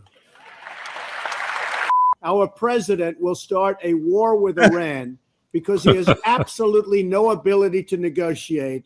He's weak and he's ineffective. I believe that he will attack Iran sometime prior to the election because he thinks that's the only way he can get elected. Isn't it pathetic? I am the candidate. Jesus And Christ. there you go. That's what he campaigned on. Wow. You knew I was a snake before you took me in. Yep. Yep. Which president would you guys say had the biggest ego since Clinton? Would you say Clinton and Obama? You mean before him? Besides Trump? Yeah, besides Trump. I was the same. I mean, his ego is just amazingly huge. It's Yeah, not I don't fake know. either.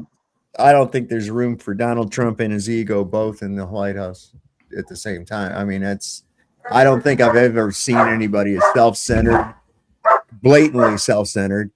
Yeah. And obnoxious, bombastic, crude.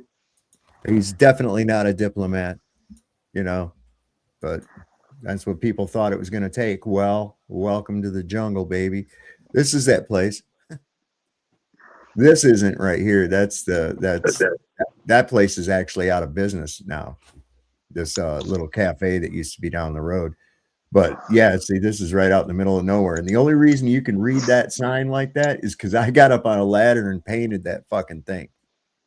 You could barely see the letters on it because red does not last well in the sun. And bad thing is that top part is kind of loose. And I was up on this fucking extension ladder, man, and the wind would blow, and that thing just moved the ladder a little bit. Feels like you moved about 100 feet. And I'm up there holding a fucking can of paint with a brush, trying to get those letters in there, man. That was a fucking pain in the ass. No gas station there or anything? Yeah, about another couple miles down the road, there's a gas station. Looking in this direction of this one right here. Is this a lot? Yeah. Looking in that direction, you got to go about 15 miles to get to a gas station. That reminds me of that movie where at the beginning of the show, this lady, she could heal people everywhere like that. Then she had too much publicity and stuff, so next thing you know, she's out in some little boondocks like this, and someone drives by, and at the end of the show, she heals them. So we know where she went. You guys remember that movie? It's the same lady who played in the Terminator. What's her name? The first one, Linda Hamilton. Linda Hamilton. Yeah, she played in that movie. She could heal people. See, look at how this shit is, man. Just like that. Now you can make all kinds of movies there if they want to make scary movies. Oh yeah, well, there's another motel just about another mile down the road. What state is this? California. Yeah, I was gonna say it doesn't look anywhere like where you're living now. Eastern, No. It's Eastern Central California. How far from Death Valley were you there? 100 miles. 15 miles. 15 miles. Maybe 20 miles from the Death Valley, National Park line, which is right Is it after worth you to visit pass there? Darwin Road. Huh? Is it worth to go visit there? Yes. Okay, I'm going to do it one of these days. I'm going to go out there. It's fucking great. It's awesome, man. Of course, give them time to rebuild shit. Monsoons just went through there and fucked shit up. the road got all washed out and shit. Highway 190. Yeah, this is where they filmed that movie. We manage this place. This place here, this is the little house thing we lived in. How long were you there? How many years? How many years? Oh, we didn't stay there just a few months, because the woman that ran the place, man, it was like I'm trying to get the place so that it's functional. You know, we had rooms that weren't even any good, and this woman would not spend any money at all for budget, not even to like paint. She'd get you the cheapest fucking shit. I think the mattresses on these beds were like from the 50s, you know. Yeah, and the TVs were no good or anything, and we're like, you know, we can make this place work. But, you know, I said no, and she's wanting to screw us out of money and shit. So we was like, no, we're gonna go on to bigger and better things. And so we did. Yeah, it was, check out her dad, the woman that ran it, the guy that actually owned it, was a San Francisco 49er back in the day, like way back in the day. And Turner was his name. Last name was Turner. So I don't know. I mean, I'm talking about like leather helmet days. Oh, yeah, it's back. Throw the pigskin. Yeah. Yeah, her name was Amber. She was horrible. Holy. All she did was lie. All she did was lie about everything too, man. And I was like, look, I'm tired of fucking with this broad. You know, I really am. Saab, check out the link I put in our chat. Backstage. It'll cost you. What's up, dude? Freaking hot today. Looks like it. Yeah. It's hot where you are. Yeah, it's only 2 seasons. It's in the jungle. It was 87 degrees here today where I live. Lucky it's like 30 degrees where I live. 87, wow. Yeah, we got snow. I think it was like 48 here. We've been warned in 2 days we're supposed to have a cold spell. It's supposed to be 69. Oh man, careful. I'm serious. That would be cold in certain places. That's like when it gets up to like in the 40s here, after it's been negative 30, it feels like a freaking summer is about to pop off. Turn your air conditioning on, huh? Yeah, just about. Go down to Miami-Dade. It's like if it dips down to 50, you got all those snowbirds that like Snowbirds start snowmobile freaking. suits. Yeah, I mean, 50. Putting on earmuffs. Yeah, seriously. Yeah, they do. I've seen it.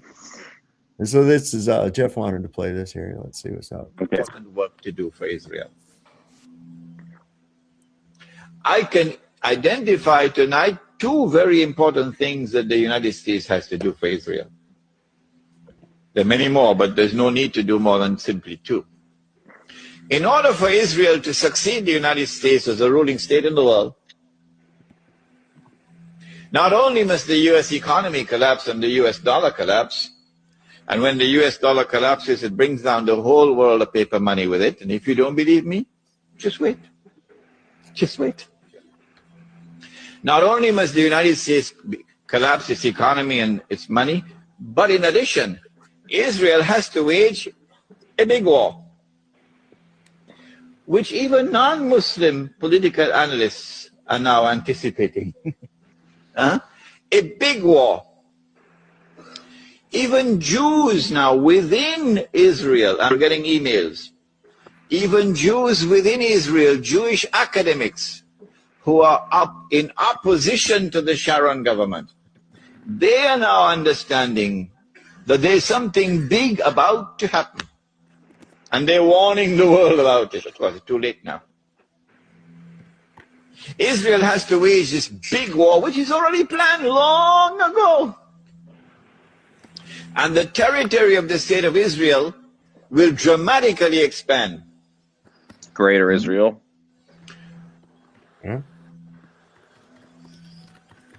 And the Palestinian problem will be solved because they'll be exported out. That is the massive human rights crime that the Israeli academics are now anticipating and warning the world about. But in addition, in order for Israel to become the ruling state in the world, not only must she take control of all of this territory, she must also control the oil. States have some very important. Wow. What did I say? The straits are Yeah. important. Okay, because that's what they want. That's why they're trying to take as much as they can of that land, so they can take as much money as they can through those straits. Yep. That means insurance also. Well, now Donald Trump has said, okay, so insurance companies said that they weren't going to insure any of those ships if they tried to go through the Straits of Hormuz. Now Donald Trump, I guess, has started his own goddamn insurance company that he's going to offer them insurance and naval escorts and shit. Yeah. Good luck with that one. Using government equipment to do a private job. Yep. This guy's like a fucking joke and a half, man. Ooh. Yeah.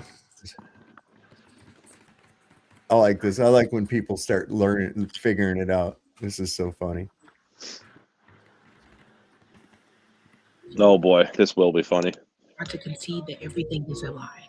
History is a lie. Education is a lie.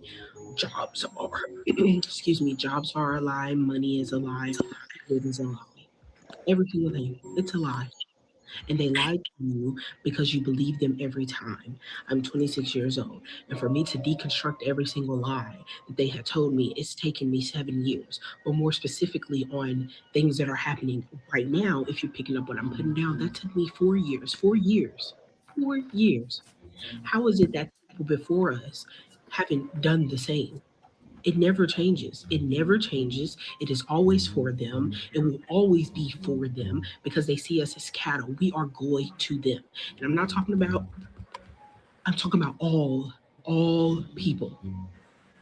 Take this information as you will. This is for entertainment purposes, all alleged in my opinion. The most shocking thing she said was that she was 26 years old.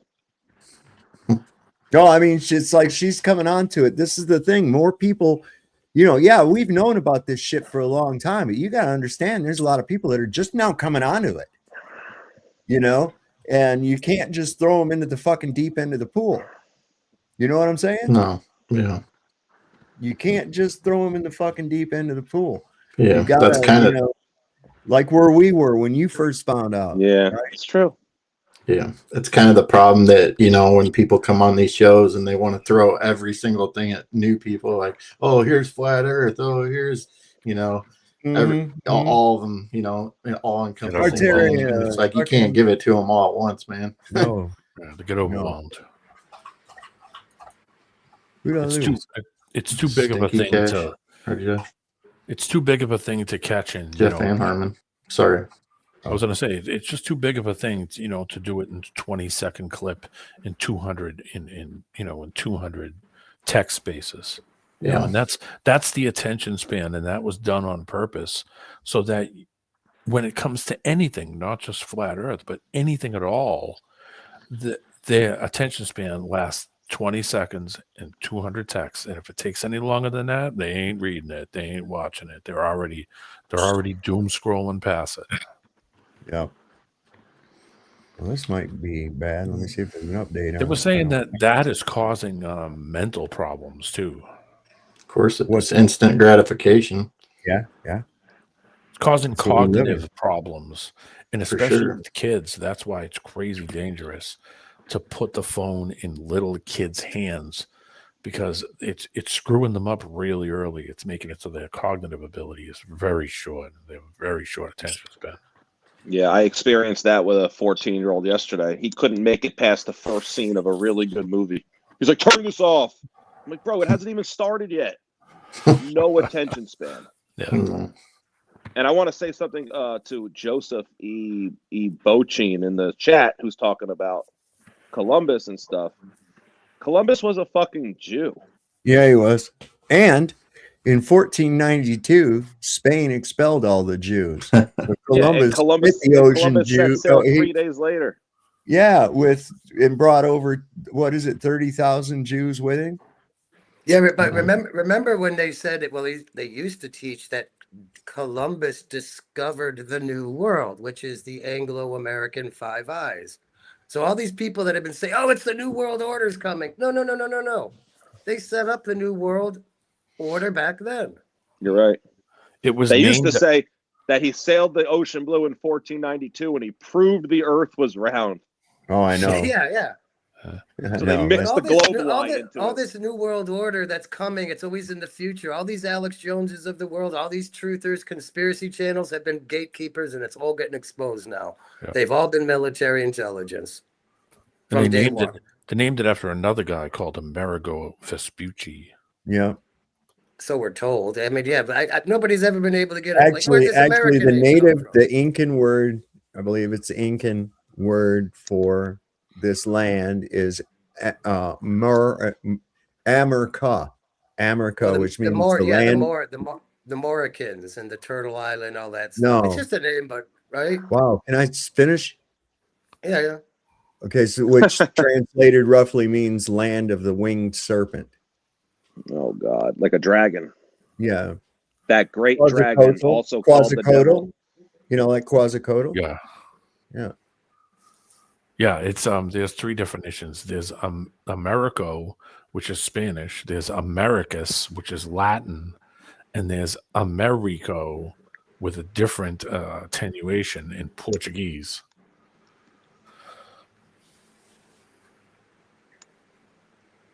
Yeah, I just love listening. Go ahead. Yeah. The American thing, people say, God bless America. Well, that's everything from Canada down to the end of South America. So what are you talking about? Right. In Tel Aviv with this breaking news, an Iranian missile we have just learned has hit the largest U.S. military base in the Middle East. Now, this news is just coming into CNN. Here's what we know this very moment. Qatar says an Iranian ballistic missile has struck Al Udeid Air Base, as I said, the biggest American base in the region. We don't know much more. No casualties reported as of yet. Again, we don't know what we don't know, but we do know they are saying it was a ballistic missile. It's obviously a significant development. And as that is coming in, we are learning that the CIA is also working in Tel Aviv. So how many people killed, right? They don't know. Man, if I was the Kuwaitis, I'd be really nervous to be in that I spot. don't know if they don't know. I don't think they can say. Those puppet regimes, those emirates, those fake ass kings and princes, they're going to learn a hard lesson for being the little proxy things that they are. Yeah, it says the Israeli cabinet has approved a ground invasion in Lebanon with 100,000 troops on the border after securing a green light from the United States. So wasn't enough we had to have Iran fucking with us, right? Wasn't enough for that we couldn't sustain ourselves with. Now we're going to go after against somebody else too? What's going on? Yeah. Well, how is this strategically how is this in any way anybody's fucking benefit? Is it just that the Jews are just going for broke? Are they just going for broke? Well, it's also did you see the report where a bunch of like 40 different bases, there's hundreds of reports where these commanders are giving briefings that this is all biblical and they're here to bring Armageddon. And Well, that's these what the fucking psychos. These are Christians, people. We can't just say Jew. These are fucking parasitic, satanic. They're demons, and they're using whatever religious avenue they have to get the fucking job accomplished. Let's look at it realistically. Most fucking Christians aren't really Christians. They're in Christians in name only. Kainos. Okay? Kainos. So that's it. They go on Sunday, if they go at all. They profess to believe in God. They profess to walk the path of Jesus, but they don't. They just say that. What God? Yahweh from the Old Testament, that real estate agent that just likes barbecue and stealing people's lands? What God? Like, nobody wants to talk about that. What God do these people worship? Because that Yahweh is it's Baal. They worship Baal. 100%. Well, Why do you think we got basketball and football, baseball played on a Masonic compass and square? It's a ball of gas. Yeah. And while all this is happening, Trump is building the ballroom. And Right they on. dropped the ball on New Year's. Yeah. You got this fucking thing And the embedded earth in is a our ball. brain. Yeah. Got this shit immersed into our lives, man. Lucille Ball. Yeah, She was Lucifer Ball. actually Think about that. Lucille is a derivative of Lucifer. That's where the root of that comes from. Yeah. And Ball, Lucifer Ball. That's fucking crazy, right? And she was redheaded. What else was redheaded? Oh, them fucking Nephilims, man. Crazy. I don't know if I've ever come across a Lucille in my life. I know it's an old-timey name, but I don't know. Never. Like my grandmother's name was Lois, but I never. She'll never just leave you anyways. What's up? She'll just leave you at the most impromptu time too. So, I'm not against some of the good teachings. Just to be clear, Christ spoke a lot of good things, just like Buddha did and Lao Tzu. But where in the Bible, I don't mean Paul and all that other stuff that they inserted, but where did Christ himself in any of his words say, yeah, but go out and build a religion and do a bunch of weird. So how is there Christianity? He came here to show you that the kingdom of God is within you. Right. He didn't come here to start a fucking religion. Early Christians were called followers of the way. Yes, which is taken straight from the Tao in Eastern philosophy, which means the way. Mm-hmm. That's all it means. So I just don't see how you can be actually following the path, the narrow path, the Christ path, the Tao, the Buddha, and call yourself Christian, which is a religion and a belief system and paying taxes and tributes. They don't jive. Crazy shit. Follow the teachings, and that's all you need. You don't need a label. This is that guy that tries to be real folksy. What's his name? Tim Burchett. He's a congressman. Where's he out of? Tennessee. Is that what? Yeah, Knoxville. Yeah, Tennessee. He's always got to wear his Carhartt jacket. Yeah, he's always got the Carhartt. He's real folksy. He's folksy.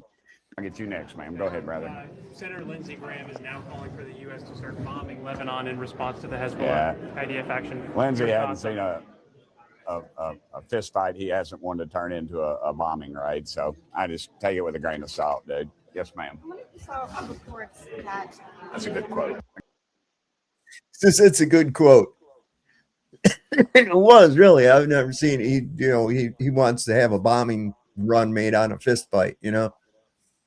It's like he's just got a war boner. He's over there going, "We got to bomb Iran." Fucking sicko. Let's see, is this the one? Oh yeah, here you go. The Israeli Consul General in New York. This is beautiful. You can't make this shit up.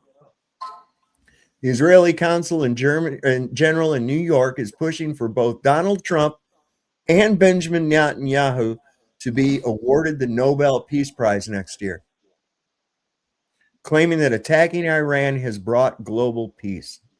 They deserve it.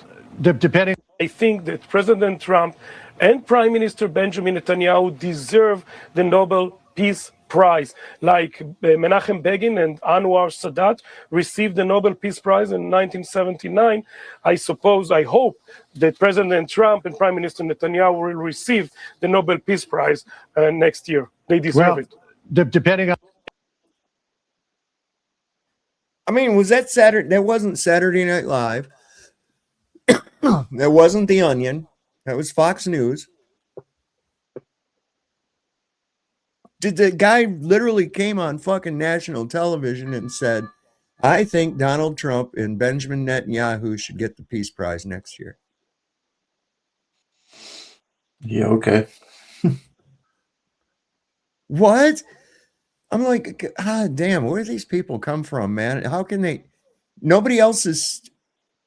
I mean, are these people conscious? You know, I have to ask, are they conscious? Who the hell is that? Pizza Man. No, it's my wife.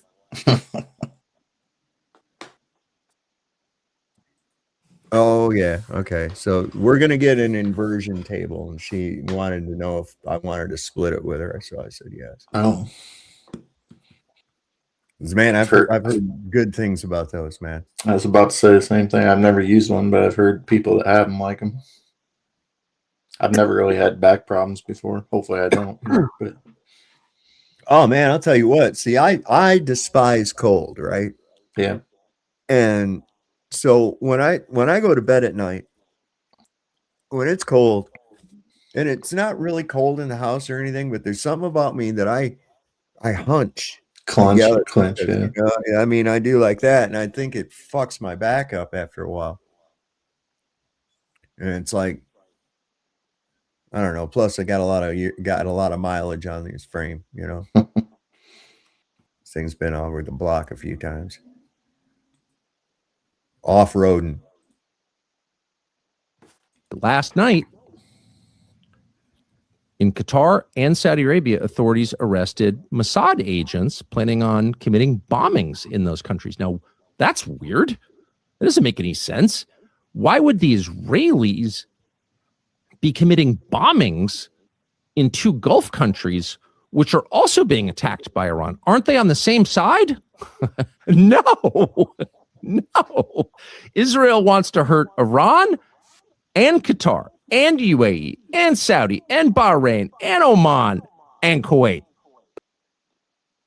And why? To make it look like Iran did it, so that they'll join together to try to pounce on Iran. But they already caught them. That oil refinery, they saw the direction the missiles came in from. There's no way Iran shot those. They came from Israel. These fucking people, man. I don't know. Did you ever hear about the Hopi prophecies? This is kind of crazy. It's kind of off topic, but it's still kind of on. Hopi and Native Americans. Yeah, the Hopi Native Americans in the Southwest desert of the United States. Listen to this. This is crazy because yeah. Okay, this video might give you shivers, goosebumps. I'm feeling them right now. This is the Hopi tribe, okay? They lived and still live, their descendants, in Arizona. This tribe had oral traditions, oral stories they would hand down. And there was a prophecy, a Hopi prophecy that said, keep in mind, this is hundreds of years in the making, near the day of purification, there will be cobwebs woven in the sky. Cobwebs woven in the sky.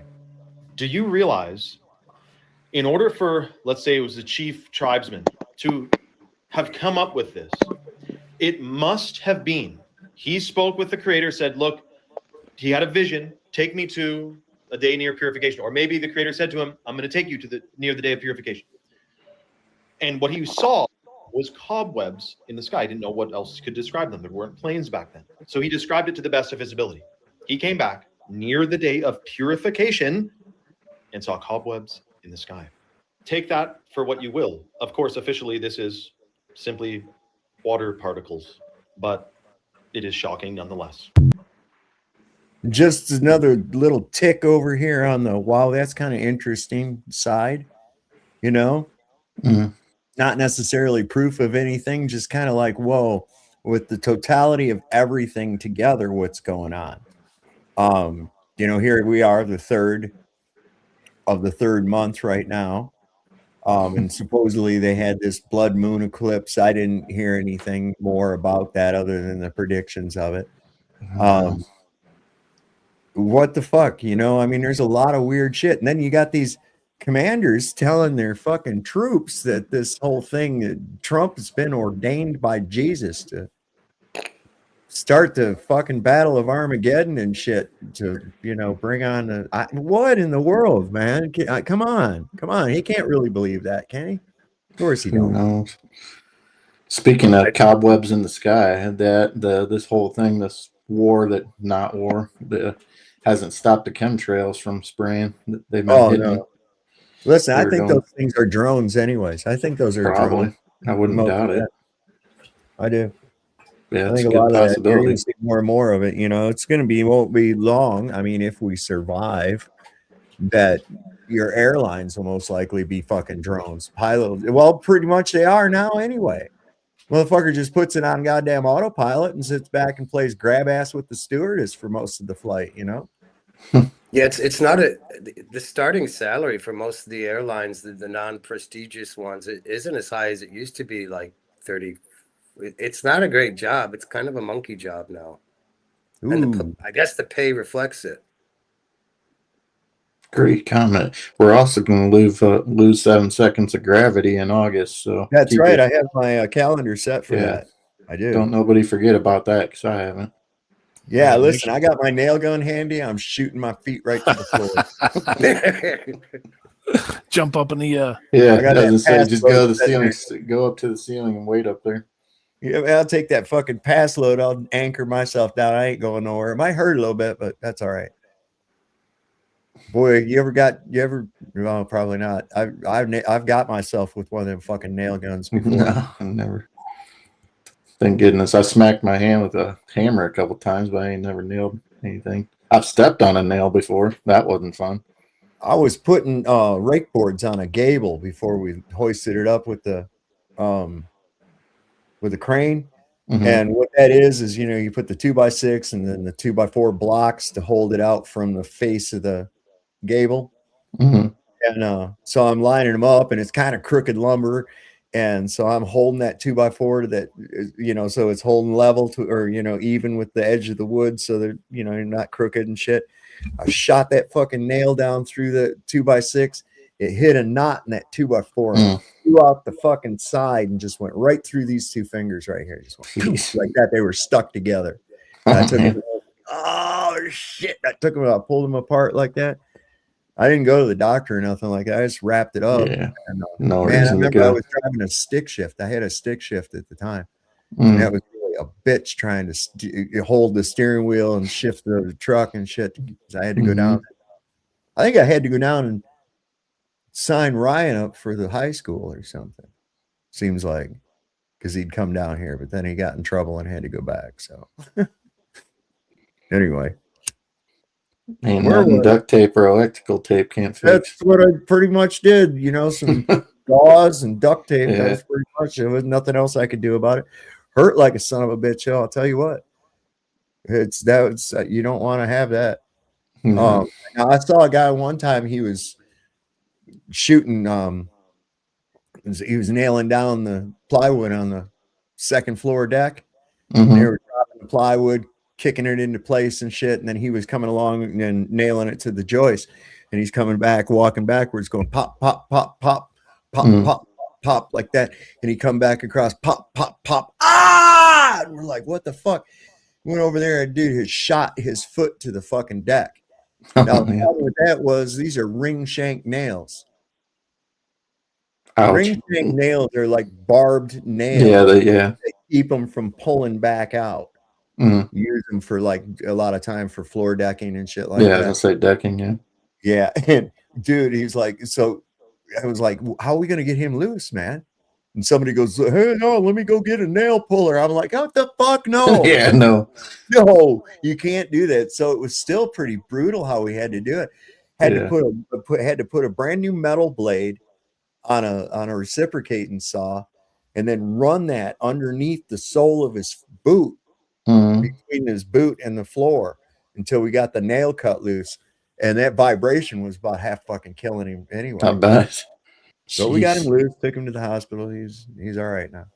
Be like pulling a barbed fish hook out or something, man. Yeah. Forget Best that way. noise. The only thing you can do like that is if it hadn't have been to the floor, is you got to cut the fucking head and pull it all the way the rest through. Yeah. Damn. Otherwise, you're going to do more damage than good if you try Yeah. to pull it backwards. Yeah, it's like a fish hook. Yeah. You got to cut that ring off there where you tie it. You cut that Mhm. ring off of of it, and then you can run it the rest of the way through. Otherwise, you ain't never gonna, or cut the barb off and take it backwards out. Either way, you're out a hook. Yeah, I've had a few fish hooks I've gotten over the time. Not a barbed one, thank God, but have I got a treble hook before that stuck? Oh yeah, here's what we were talking about. Right here with the central banks and whatnot, right? The only reason they're going in Iran is because they don't have a Rothschild bank in there. That's it. That's all it comes down to. If they don't have their banks, the Rothschilds don't have their banks in a country, then they go in it and they invade it for democracy and saving them and all these other things. Same with Venezuela, same with Libya, Iraq, Afghanistan, you know, all the countries they went into. If they go in there, it's just because they don't have a banking system. That's it. It has nothing to do with helping those people and saying, oh, we're here to help you.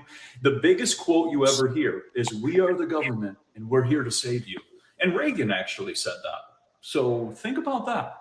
If the government says, I'm coming to save you, you better run. Like, that's it. Or you better, you know, Second Amendment, because that's kind of what that's there for. So people need to be really aware of this. Like, it really comes down to the banking system, and Eustace Mullins explained all of that. Eustace Mullins put it all into perspective. They go into these places to put a banking system in there. And right now they're starting to cause World War III. If you look at Albert Pike was this demonic Freemason who predicted all of the wars. And since he predicted all of the wars, because he already knew the third war comes where you have the people fighting against each other. And then who wins in the end? Well, the tiny hats, because that's what it always comes down to. It's it in a nutshell, baby. That's what it is. That's what it is, man. That's what it is, man. Yeah, this is what that place used to look like. Remember that place I was showing you that got bombed out? This is incredible, man. Why would you want to destroy this? Well, how is this a military target? Look at this.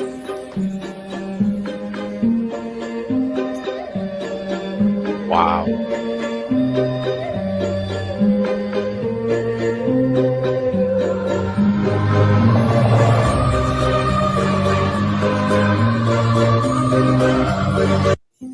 They just want to destroy anything fucking beautiful. That and the past. They want to get rid of anything from the past, you know, get rid of Well, you gotta history. know by now the gig is up, man. We know. It is. It's up. We know. You're not covering nothing up. We see what you're doing. Are you kidding me? Everybody sees it, man. They just try to run this same game on us 100 times, you know. Pretty soon Charlie Brown's not going to kick the football, okay? He's going to come over and kick Lucy in the side of the fucking head instead. Or in the crotch, I would prefer. Right down here holding that football. I remember thinking that as a kid. I was like, that bitch, how he's pulling the football away. I'd put up with that about once, you know. She reminded me. Time I'm She kicking reminded me her of a fucking Jap. head. I don't care. I'm kicking her fucking head the third time. I think she was a Jap, you know, out there in Long Island, Jap. I don't mean the Asians, the Japs, the other ones. Yeah, American Princess. Yeah, Jewish American princess. Oh, you guys are gonna love this one, especially. Oh, Jeff left. Fuck. Jeff left. I thought he'd love this one too. I sent this to him earlier. This is great. Welcome, mates. I'm Steve Goywin, and today we're hunting for a rare Shabbos dinos. These things were almost extinct in the 1940s, but unfortunately, they're thriving. We'll be using my Judar to locate one of these sneaky bastards. Crikey, mates. If you listen closely, you can hear its mating call. Holocaust, Holocaust. Let's go check it out, lads. Blah, blah, Holocaust, blah, blah, Nazis, blah, blah, anti-Semitism. Crikey, mates, we've spotted one. Notice the strong victimhood. The Shabbos dinos is using their Hebonic buzzwords to try to elicit sympathy from the native population. A clear manipulation tactic. Let's see if it works. I don't see why we should care about what happened to him 100 years ago. Wow, lads. Shabbos diagnosis are so deadly. You never know if there's a sniper waiting to end your life simply for disagreeing. Let's see what other tricks the bugger has up his tuchus. I'll look up in the sky. The Shabbos dinos is aerial in a B-52 bomber. This is no good. Lord only knows what it might drop. Crikey. It's a Shabastanosis worst bioweapon. Haitians are raining down from the sky. This is worse than an Armageddon. They airdrop these species into the host population to disrupt the ecosystem. This will make it 10 times harder for the Shabastanosis to get expelled. Faster, faster! I'm gonna get you, bees! Keep running! I'm praying for the lads. These bioweapons are some of the most fierce to exist, almost worse than a nuclear bomb. But let's keep our focus on the Shabastanosis. Blimey, this is no good. The Shabastanos has now gotten a hold of the natives' currency. See how they're clipping the honeycombs. They melt the clippings into more honeycombs, essentially scamming the locals. What a resilient and mind-boggling creature. Here you go. One for you, one for you. Cool. Check, check, yeah. Island Cartel, we keep it right.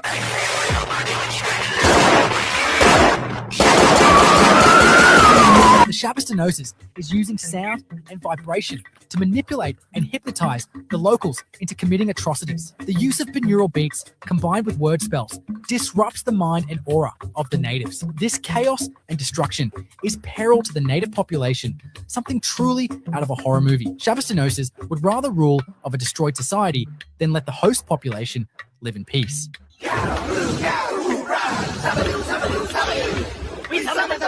Oh lads, now they're using their mystic Kabbalah magic. This is one of the worst traits about Shabastanosis. The red heifer sacrificing. They think if they kill a purebred red heifer and rebuild their third temple, the Antichrist will come and destroy Amalek. What's this, lads? In a wild turn of events, it's raining groypers. You see, when things get this out of hand, a higher power steps in. Frogs raining down represent God's anger with the Shabastanosis actions. I like the binaural beats. Binaural Can you beats. post that link? Some people were asking for it. Yeah. That's a good one. That is a good one. I like it. Damn you, Bob Dylan. Damn you. Yeah, that's a good one. I like that. That's what I'm saying. You see some shit like that, and a lot of times it's funny. What the fuck, and somebody goes, "Oh, you gotta censor shit." Fuck all that. If you don't like it, just go somewhere. Yeah. Joseph, you can't post any links if you're not a mod, so a lot of your comments ain't coming through in the regular chat. I'm just giving you a heads up. Oh shit! Yeah. I was showing the Japanese Tengu. They actually have the little hook nose red demon with the Saturnalia bombs up there. Yeah. Here's some more shit they like to do. Listen to this. In the UK, reporting, a lot of foreign press is reporting things that our press won't. They're saying the words.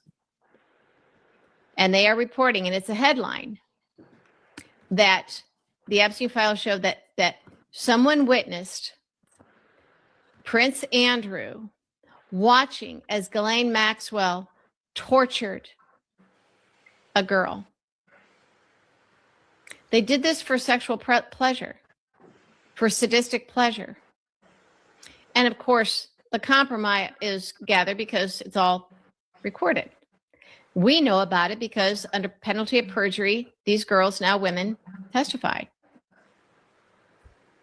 So everybody knows it's true. I'm still concerned that the American people are not quite ready to hear the worst of the worst. In fact, even those of us who have been just steeped in this Trump crap for all these years, and we know things. I mean, I was telling LB, I feel somewhat exonerated because the stuff that was done to me that at the time sounded so out there and creepy and conspiracy theory and tinfoil hat, blah, blah, blah, was happening to me. And if I tried to tell someone, it sounded nuts, except for the FBI when they finally launched an investigation, which they then closed when Trump got into office.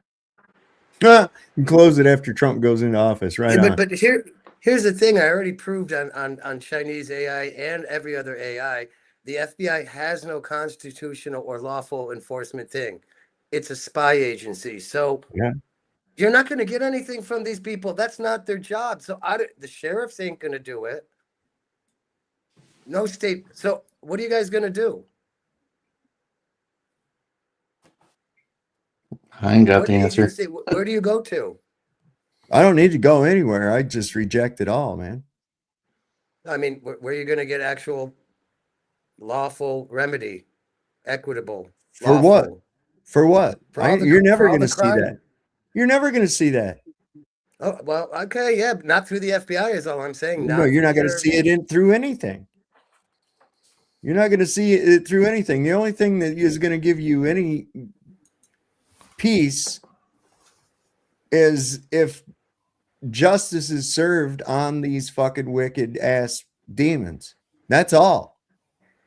Outside of that, no, there ain't no agency or anything. You're not going to vote for nothing. Fuck all that. The thing is this, is you got to, it'll be taken care of.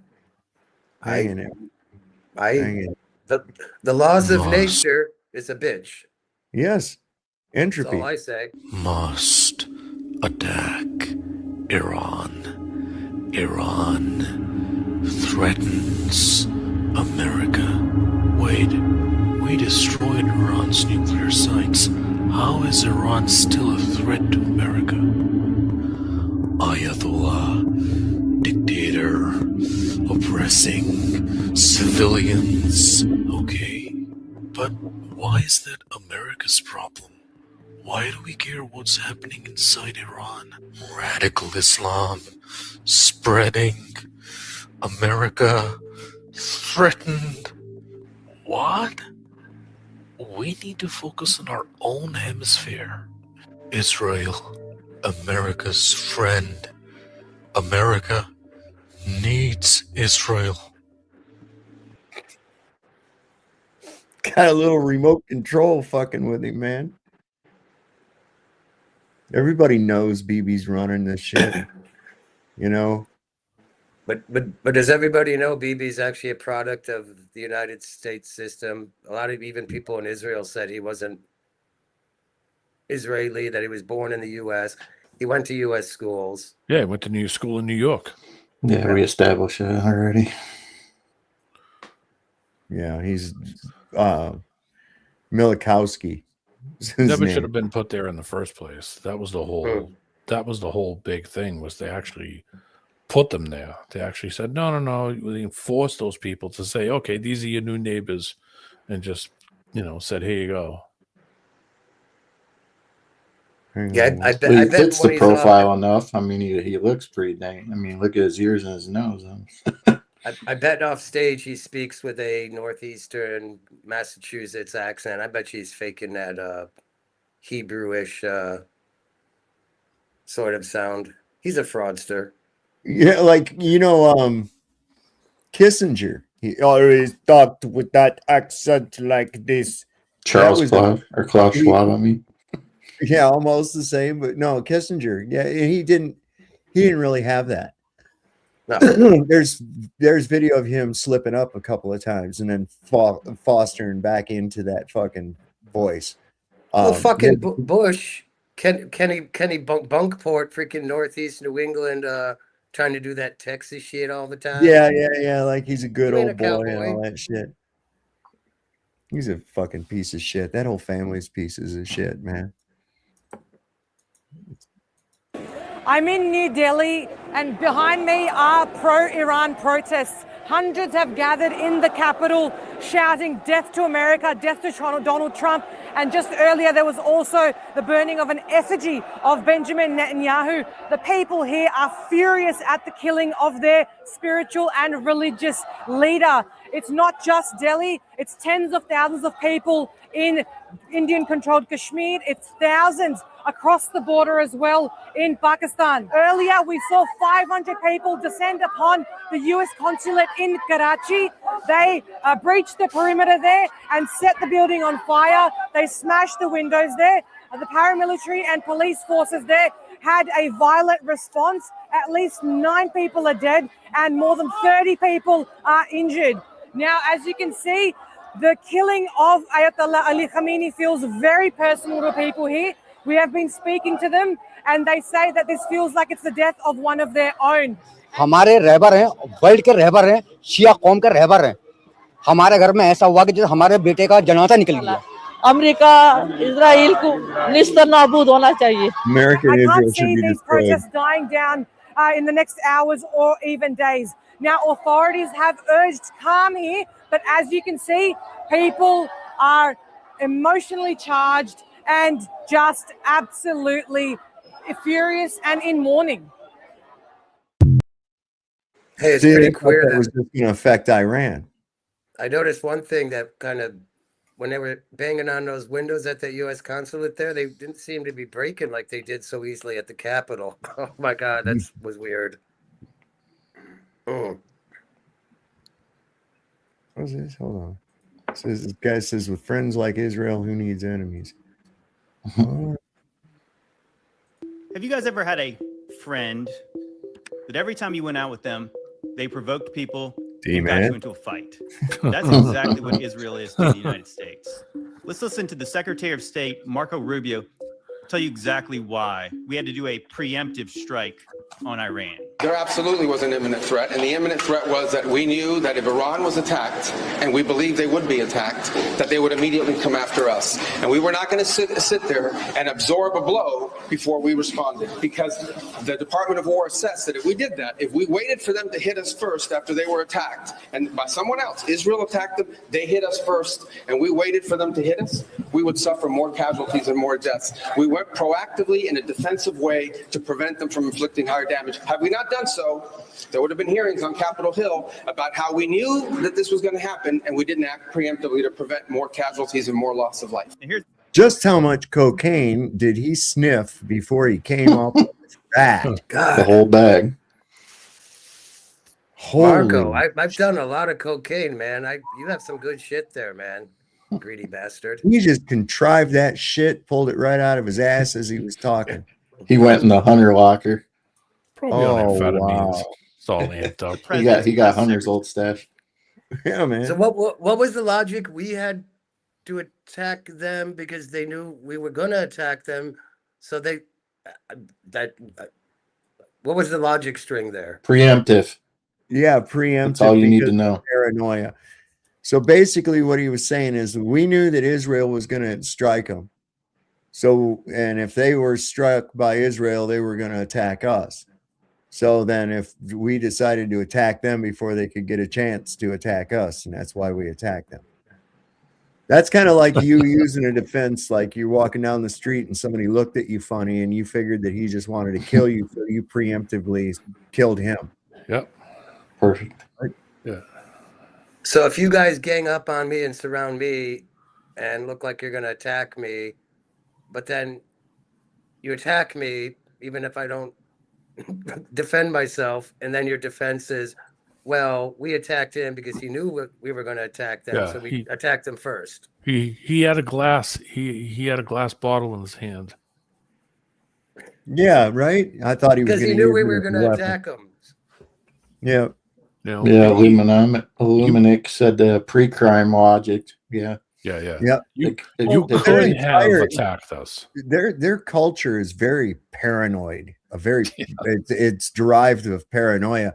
I mean, every one of their fucking religious holidays is them celebrating fleeing or running away from somebody. You know, it's like, why are you always having to flee and run away? And they don't run, they don't flee, they scurry. They scurry. Yeah, like cockroaches. Rat. Here's the president's press secretary coming out trying to gaslight us, saying you didn't actually hear what you thought you heard. Because here's the Speaker of the House, Mike Johnson, confirming exactly what Marco Rubio said. Commander-in-Chief and the administration and the officials I just named had a very difficult decision to make. They had to evaluate the threats to the U.S., to our troops, to our installations, to our assets in the region and beyond. And they determined, because of the exquisite intelligence that we had, that if Israel fired upon Iran and took action against Iran to take out the missiles, then they would have immediately retaliated against U.S. personnel and assets. And if that wasn't enough for you, I'm a real boy. Israel faced an existential risk, and they were prepared to strike Iran alone.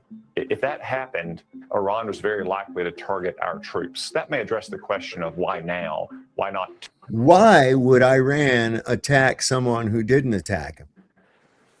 If Israel did that all on their own, why would they have a need to fire on the U.S.? That's bullshit. I would like to see the intel with that. If they openly said that, come on. 2 weeks I like the word he used, which was exquisite. Yeah. Exquisite intel. Why not 2 months from now? The president, though, did not want to put our troops in harm's way. Back to that analogy about your friend getting you into fights. They're not your friend. Israel is not our friend. Nope. People got to get rid of that fucking mind virus about that, man. So, oh, here's our guy. Here's our guy. Look at him. He can't wait. He's wanting to get involved in Lebanon. Anywhere. Please, let's have war. I got a boner. He's over there jacking off. He can't handle it. Ronald Reagan, who I admire and love, withdrew and never did anything about it. So I'm calling on President Trump today. Join Israel to attack Hezbollah. Avenge the Marines. America never forgets. Those 220 Marines and 18 sailors' families, we want to go after the infrastructure that killed your loved ones. Their IRGC assets in Beirut as I speak.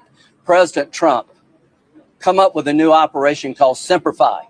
Fly with Israel and go after Hezbollah, who has American blood on its hands. Not only take the mothership of Iran down, also take the proxy of Hezbollah, settle the score, even the account. Why don't we just get you right on out there to lead the way there, Lindsay? Yeah.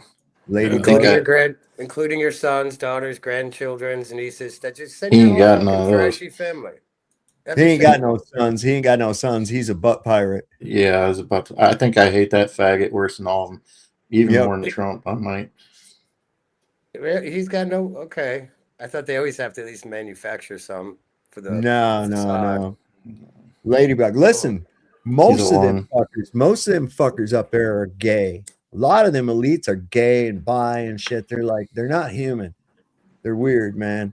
Denny Hassert got caught with underage prostitutes. Yep. Right. He was a Republican. And they all backed him up too when all the allegations came out. And then when finally the court started to say, okay, no, and then the information started to come out, they all said, oh no, we don't support him. Some shit, man. It's funny. He's got gonorrhea on his neck.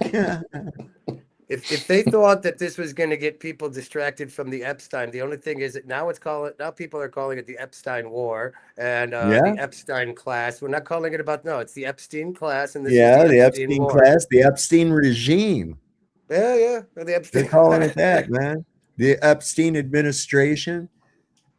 Oh, this dude's listen. It's over. It's over.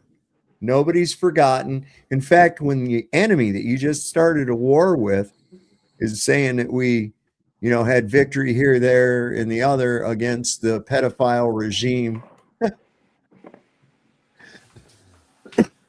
I mean, there it is. It's out there.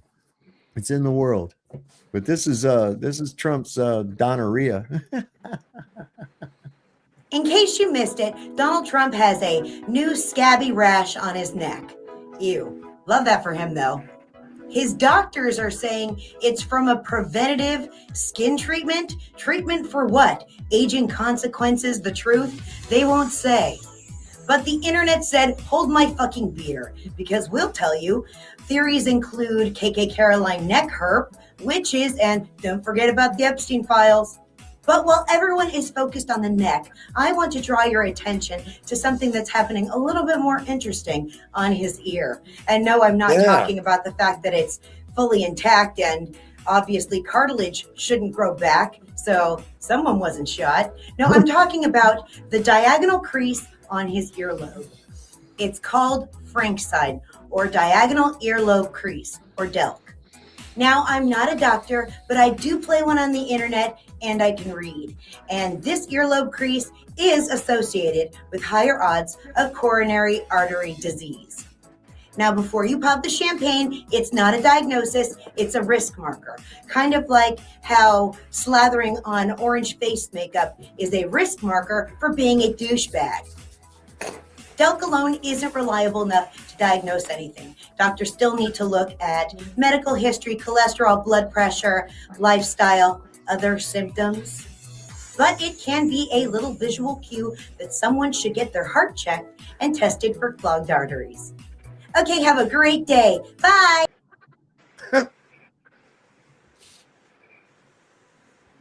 The thing on his ear Yeah, I've heard about that. And not in relation to him. I've heard that before about that line. It's like staff or something. With that line, no. I got that line. Hopefully, I ain't got bad heart. Did Israel force your hand to launch these strikes against Iran? Did Netanyahu pull the United States into this war? No, I might have forced their hand. You see, we were having negotiations with these lunatics, and it was my opinion that they were going to attack first. They were going to attack. If we didn't do it, they were going to attack first. I felt strongly about that. And we have great negotiators, great people, people that do this very successfully and have done it all their lives very successful. And based on the way the negotiation was going, I think they were going to attack first. And I didn't want that to happen. So if anything, I might have forced Israel's hand. But Israel was ready and we were ready. And we've had a very, very powerful impact. So the question was, did Israel force your hand? And he said, no, if anything, I forced their hand. Okay, Of so course. now because you thought they were going to attack you, why? Are you an asshole? Well, he's always got to be. No, I think I forced her. I mean, you're such a fucking ego piece of trash, you fucking faggot. Jesus Christ. This guy. If anything, I was me. It's always me. Can't we just turn these people over to Iran? Be like, you guys can have them. You can have them, yeah, right. I'm down for that. I'll pay postage. Right.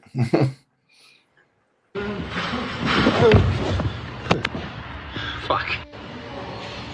Well. Tickle my twat with a supersonic missile. Did you hear the news? Or you talking about the updated security for Americans in the Middle East list? Gee, that's a lot of countries. I wonder what that means. Or maybe you're referring to the fact that oil prices will go to $200 a barrel in Iran's retaliation on the West by interfering with oil traffic. So because of the actions of our leaders across the world, life is going to continue to get harder for everyday normal people. Got it. Great. Not what I'm referring to. You talk about how U.S. troops are being told that the Iran war is for Armageddon and the return of Jesus. There's nothing that Jesus likes more than war. Also, well, what are you referring to then? Jeff Bezos and his plastic wife have been named to the Met Gala board of directors. How is the Met Gala still a thing? Hold up. Fuck. Oop. Hang on. All right, so here's something on that, what we was talking about earlier. Shit. God, they just can't wait to have something going on. I'll tell you what. This is what we need.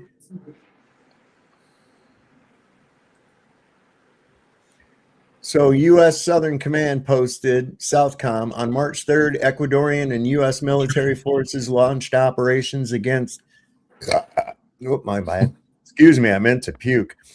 Designated terrorist organizations in Ecuador. The operations are a powerful example of the commitment of partners in Latin America and the Caribbean to combat the scourge of narco-terrorism. Together, we are taking decisive action to confront narco-terrorists who have long inflicted terror, violence, and corruption on citizens throughout the hemisphere. We commend the men and women of the Ecuadorian armed forces for their unwavering commitment to this fight, demonstrating courage and resolve through continued actions against narco-terrorists in their country. And that's the Southcom Commander General Francis L. Donovan. And here's some footage of it.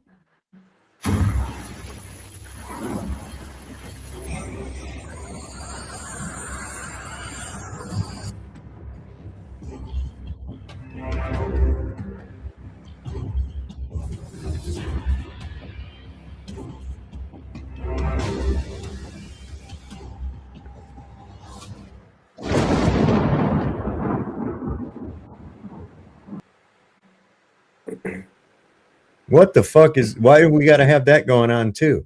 Holy shit. I love how all these propaganda things they gotta, it's like you see the unclassified banner at the top. It's like, oh, cool. Like, yeah, we're allowed to see this. Why don't you unclassify all the other stuff that you don't want us to see? Right? Like bombing the fucking girls' school. That would be, Yeah. let's see that. That's got not that on unclassified. clear? We don't get to watch that. You got any FLIR footage of that shit? Yeah, let's check that out. Let's see what you really do. Fuckers. Who's this old guy? I think that's the preacher from Poltergeist. God is in his holy temple. I just left a classified briefing on Iran, and it only confirmed what we already knew. Donald Trump is waging an illegal war, and he has no plan to end it. Today, he said we attacked Iran because he had a feeling, but we know the truth. Trump is lying about Iran's nuclear capacity. He's lying about Iran's missile capabilities, and he's dragging the United States into another endless war in the Middle East. Trump is completely out of control, and Americans have already lost their lives because of his lies. The war in Iran must end now. He sounds like he's from the Northeast. Why the fucking is the Congress not meeting about this? You know what I'm saying? Yeah, that's the thing. It's like they're just neutered. There's a bunch of Iraqis just chilling, playing football, and watching the war between Iran and America. 94% of them are taking money from him. So it's like the Republicans got the memo late because Hegseth came out the other day and said, it's talking about this being a war, and then here come all the Republicans saying, "Oh, they're just precision strikes. They haven't started a war yet." It's like, what? Oh, I guess we're not looking at the same thing. I don't know what you're looking at, but yeah, right. Yeah, they don't want to say war because they don't want it to look bad because everybody's worried about midterms as if any of that matters. Yeah, right. It's yeah. That's a good dog and pony show. Yeah. What's going on?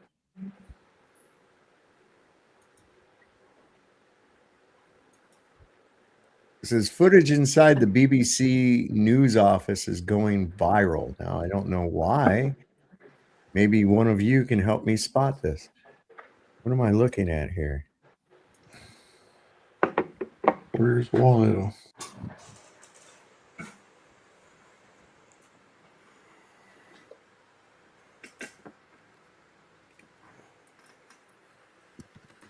Okay. Oh, I wasn't showing it? No, I thought I was about to say something, but I thought you were about to. Oh, shit. My bad.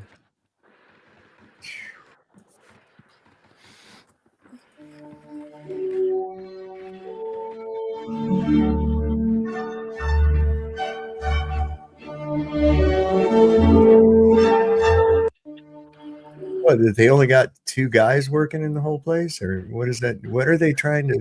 Why would that even go fucking viral? Who cares? What is it? BBC. Ryan Mata's apartment. Ryan Mata's on. I don't know what you're saying. I don't know what we were looking at. I don't either. He said this is going viral. I'm like, why? Who said that? The person that posted it. And I'm like, well, I don't see any reason for it to. So, wow, I don't know. I couldn't see what was on the TVs. Maybe that's what it was. It's like he looks like. Hold on.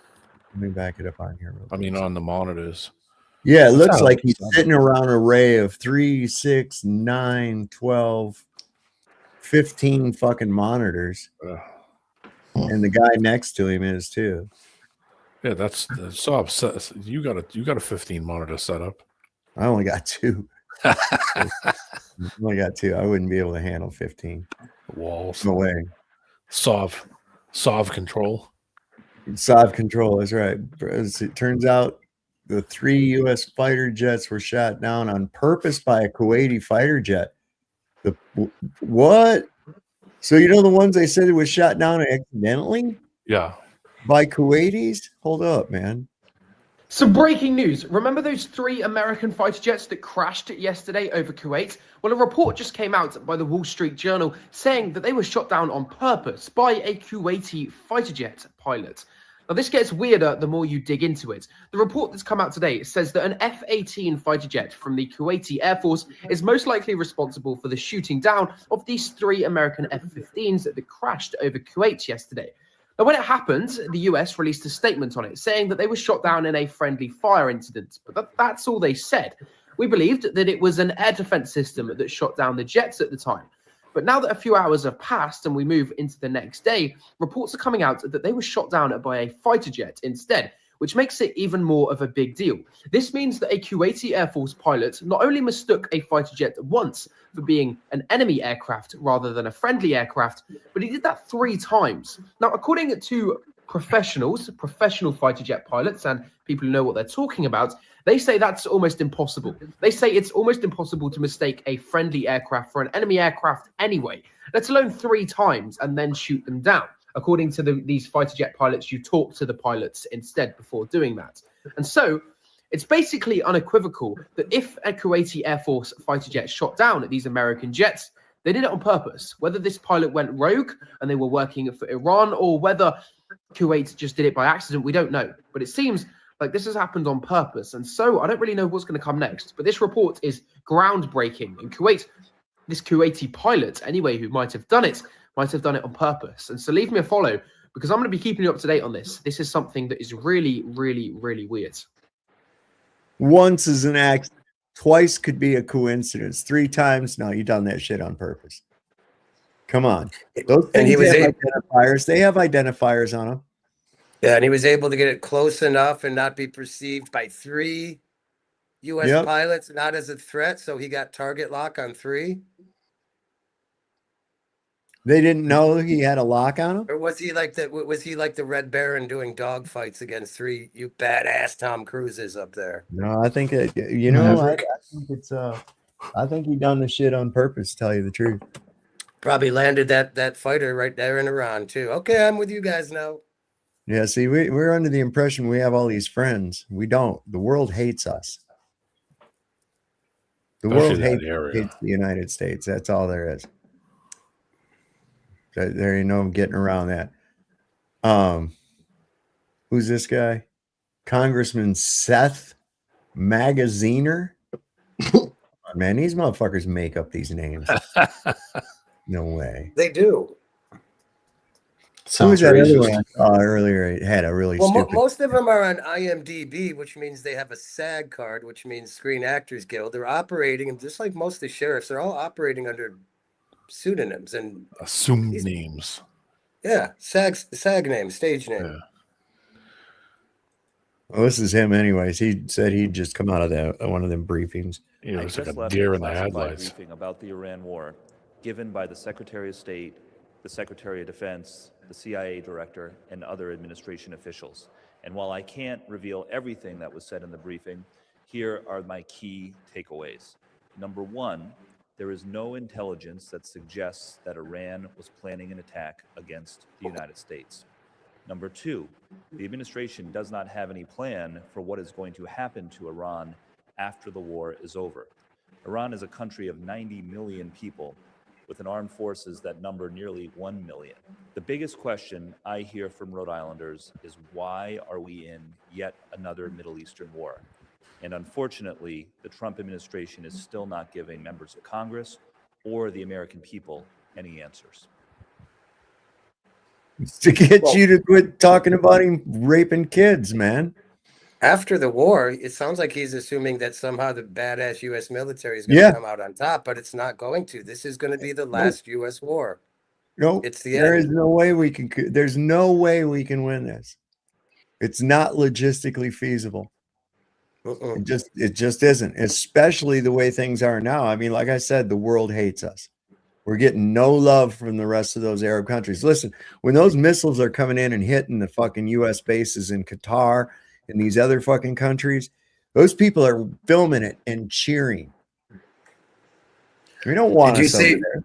Did you see how China put out to the media where they released They made it open source of their Baidu system, and basically what Iran is using. And they know Iran knows exactly where they're tracking the U.S. ships. They know where every base is. They know where every little truck is and all that, and that's what they're using. So China is involved with technology, and they're sending all those drones and missiles over there. Mm-hmm. And the Western media is like, oh, China's so evil. They open source. Yeah, they did. That's them standing up. Our tech is better. These fucking people acting all gay and partying down in a goddamn bunker. It's I think it's kind of funny that. Go ahead. I was just gonna say, I think it's funny that people think that there's more than one AI, but that's just my opinion. I don't think we're gonna fare well in this. Here's another 40. Dan Crenshaw. Yeah, I was wondering where the one-eyed Willies was at. I was wondering, he's got some shit about the one-eyed Willie. Dan Crenshaw. You know, the guy with the eye patch? Yeah, he's a fucking fraud. America, there is light at the end of the tunnel. Would you like some good news? Steve Toth went big game hunting down in Texas, and he bagged himself a rhino. That one-eyed pirate, Dan Crenshaw, is fucking out of here. This is how we do it. We don't need term limits. Fuck primary elections. Dan Crenshaw was just primaried in the Texas elections. House seat, congressional district number 2, whatever, doesn't fucking matter, because Dan Crenshaw don't fucking work here anymore. This is what I've been talking about. Primary elections. Dan Crenshaw only got 16,000 votes. If we organize, we could easily clean these motherfuckers out of the fucking government. We don't need term limits. We have primary elections. That's why the media never tells us about primary elections, but we don't need them anymore. We can organize this way. Oh, Dan Crenshaw, you rhino piece of shit. I heard Dan didn't even see it coming because he's got no depth perception. That and he's fucking retarded. Go fuck yourself, Dan Crenshaw. This is fucking awesome. We got James Fishback down in Florida. Like, you just have to win these primaries, and it's not hard if everybody would learn about the primaries. They don't talk about the primaries. Tucker's had a bunch of people on that are running America First candidates in primaries. Search your shit locally. Get in the game. Get your head in the game, people. Vote hard, Find your vote America hard, First vote candidates. See, we fucked up. We tried to fix this shit from the top down. Can't fix it from the top down, right? This isn't a one-man job. This is from the bottom up. You fix shit by starting at the bottom, and we'll work our way up. We don't need term limits. We're going to primary all of these corrupt pedo motherfuckers and send them all packing. America, you haven't lost until you give up. You don't quit, you never lose. America first, America only. Good luck to you all. Long live this beautiful republic. Oh, yeah. Still doesn't get it, does he? Chase the biscuit. Not. Apparently not. Kind of starting here. Says the State Department. Oh, come on. The State Department's emergency phone number for evacuees tells you to fuck off. What? Hang on. Is this for real? Right. So Secretary of State Marco Rubio urged news organizations to put the 24/7 State Department emergency line out so that Americans who are stuck in the Middle East can get help getting out of the region, register their names and not. But listen to what happens when you dial the number. Please do not rely on the U.S. government for assisted departure or evacuation at this time. There are currently no United States evacuation points. Please continue to check the embassy's website for updated information. So in the event of the bottom line is, if you're looking for help, you're stuck in the Middle East and you can't evacuate, there's no help yet from the United States government. You can call that number, you can go through the website, you can register your name so you might get updates later. But the number that the Secretary of State gave out, what it does for you is it tells you right now that there is no help from the United States government in getting out of the Middle East. Yeah, that's fucked up because I'm getting insights from because I live in an expat world. There's a lot of people like Bitcoin traders, bankers, crypto traders that, went over to Dubai and all these, fancy pants cities that are all getting the shit kicked out of them now.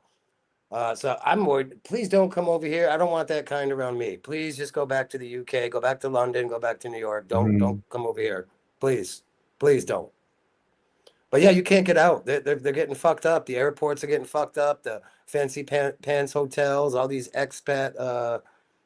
Yeah, it's the U.S. government not helping. Surprise. Yeah, right. Don't ever fucking believe that they're. Don't believe a fucking thing they tell you. Accept no contracts. They are the worst. They're the worst with contracts, of course. Treaties. How many treaties have they broken? That's where the term Indian giver comes from. It's the fact they give shit to the Indians in capitulation and then turn around and take it the fuck back. You know, just to get them to shut up for a little while. You know, it's just a bunch of fucking bullshit. This government, this whitewashed bullshit that we've been given about the history of our government and everything else about that bullshit. This thing's been a piece of fucking garbage from day one. You know what's funny? People say it's a Christian nation, No, it and ain't. Jesus said, "Don't call anybody father." And yet, all these Christian Americans have been saying, "Our founding fathers." Nah. Hello, disconnect. I mean, and they were a bunch of scumbags. They wanted to make an aristocracy over here. They wanted to make George Washington a fucking king. Oh yeah, here you go. This is on topic for what the show is about even tonight. You want to hear that number? What's that? I called that number. You want to hear it? Yeah. Hang on a second. Give me a second. All right. Thank you for calling. Oops. Welcome to the Department of State's Bureau of Consular Affairs, Office of Overseas Citizen Services, serving U.S. citizens abroad. If you are calling about the crisis in the Middle East, please press 1. If not, press 2. What's 2 for? Hang up. The U.S. is committed to helping U.S. citizens who want to leave the region to do so. If you are calling for assistance with travel, please stay on the line. If you are calling regarding a U.S. citizen in Israel, press 1. If you are calling regarding a U.S. citizen in Iran, press 2. If you are calling regarding a U.S. citizen in other countries in the Middle East, press 3. 3. 3? Yeah. Uh-oh. All right. We're good. So we didn't get the message that guy got. Apparently not. Oh. Why do people do that? I don't know. Jerk. Well, it's kind of queer because had to field test some it. of the times I've called the consuls, they actually use the term American citizens, but right there they use U.S. citizens quite clearly. And you guys know anyway. We don't need to go into that. No, I'm gonna get more spam emails anyway. Yeah, you are. They tracked your location. Men in a van with dark suits and ski masks. They're going to show up at any moment now. Get on the ground! Get on the ground! He's got a gun. If they only knew. Then they'll question you for 8 hours about me while they hit you with a fucking phone book. while they swing a ceiling light over your head. Yeah, you got to have that light right over your head. Cigarettes right up in your face and shit. Yeah, smack him with the phone book a couple times. Waterboard me. Hell yeah. We do it with pee. Who made you do this? Biscuit boarding. Biscuit boarding. Biscuit board that motherfucker. That's what we got to do. Well, apparently our military commanders are telling our troops who are about to go and die for Israel that don't worry, this is God's plan, is what they're reportedly saying. This came in from Jonathan Larson. And he says here, at more than 30 military installations, U.S. commanders told troops the war on Iran is a Christian war. The Military Religious Freedom Foundation tells me it's been inundated with complaints from more than 110 service members. One NCO said their commander told them today that the U.S. war is to bring about Armageddon and the return of Jesus. This is what's going on in our military. We're supposed to have some sort of separation of church and state, I thought, but apparently now if you join the military, you're going to go and die for Israel because it's God's plan. Hang on, AKA the East India Trading Company, my friend. You're right. MRFF, which is the this is the Military Religious Freedom Foundation, and they are logging these complaints, and they've received over 100 of these complaints. This is one of the complaints saying here. This was just published yesterday. It was published today, but it was a complaint from yesterday, March 2nd, saying, Mr. Weinstein, thank you for taking my calls and the calls of some of my colleagues as to what happened earlier this morning with our combat unit. Please protect my identity and the identities of those I'm speaking for, as we discussed. Our unit is not currently in the combat zone, AOR, regarding the Iranian attacks, but we are in a ready support function where we could be deployed there at any moment to join and augment the combat operations as participants. I'm and then it says NCO rank withheld, in our unit. This morning, our commander opened up the combat readiness status briefing by urging us to not be afraid as to what is happening with our combat operations in Iran right now. He urged us to tell our troops that this was all part of God's divine plan. And he specifically referenced numerous citations out of the book of Revelation referring to Armageddon and the imminent return of Jesus Christ. He said that President Trump has been anointed by Jesus to light the signal fire in Iran to cause Armageddon and mark his return to earth. He had a big grin on his face when he said all of this, which made his message seem even more crazy. Our commander would probably be described as a Christian first supporter. He has been this way for a very long time and makes it clear that he desires all of us under him to become just like him as a Christian. But what he did this morning was so toxic and over the line that it shocked many of us in attendance and at the ops readiness briefing. Besides my... Jesus Christ. That's what I'm saying, man. They're just like, who's going to go with that? That's really going to be your justification for attacking the goddamn Iranians, is to ignite the Bible prophecies? Well, the J6ers will go for it. Some of those MAGA freaks, they'll go for that. God. There's a few that are easy to get in on that they listen to these fucking snake oil salesmen and believe all that dumb shit. Well, you know, they don't even know what rapture means. They don't even do their etymology and know what a rapture is. It's a bird of prey. It's rape and pillage and carrying it off. But they think it's going to be a reward. I mean, do the etymology. Rapture comes from the bird of prey, a raptor. It's rape and pillage. Oh, that sounds good. Yeah. That sounds like a good one. Let's have that. Let's have that. Let's have raping and pillaging.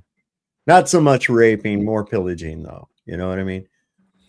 You want to have that. But look, you want to know who you're at. Now, I guess you never would have had any occasion to. You didn't. There wasn't no Facebook or nothing when you was in the Army, was there, Chad? No. I don't think so. There was just barely. Yeah, The cell phones were just coming about. Yeah. Oh, shit. I was 89. As far as like flip phones and stuff like that. Yeah. So this is how it goes these days. Check this out. When I joined the military, I took an allegiance to support the United States of America. I did not ever take an allegiance to support Israel. But yet, I am deemed a threat to national security because I do not support Israel and their genocide against the Palestinian people. Yes, you heard that right. I am deemed a threat to national security because I don't support Israel's genocide against the Palestinian people. Since when does not supporting a foreign nation get a U.S. soldier investigated for being a threat to national security?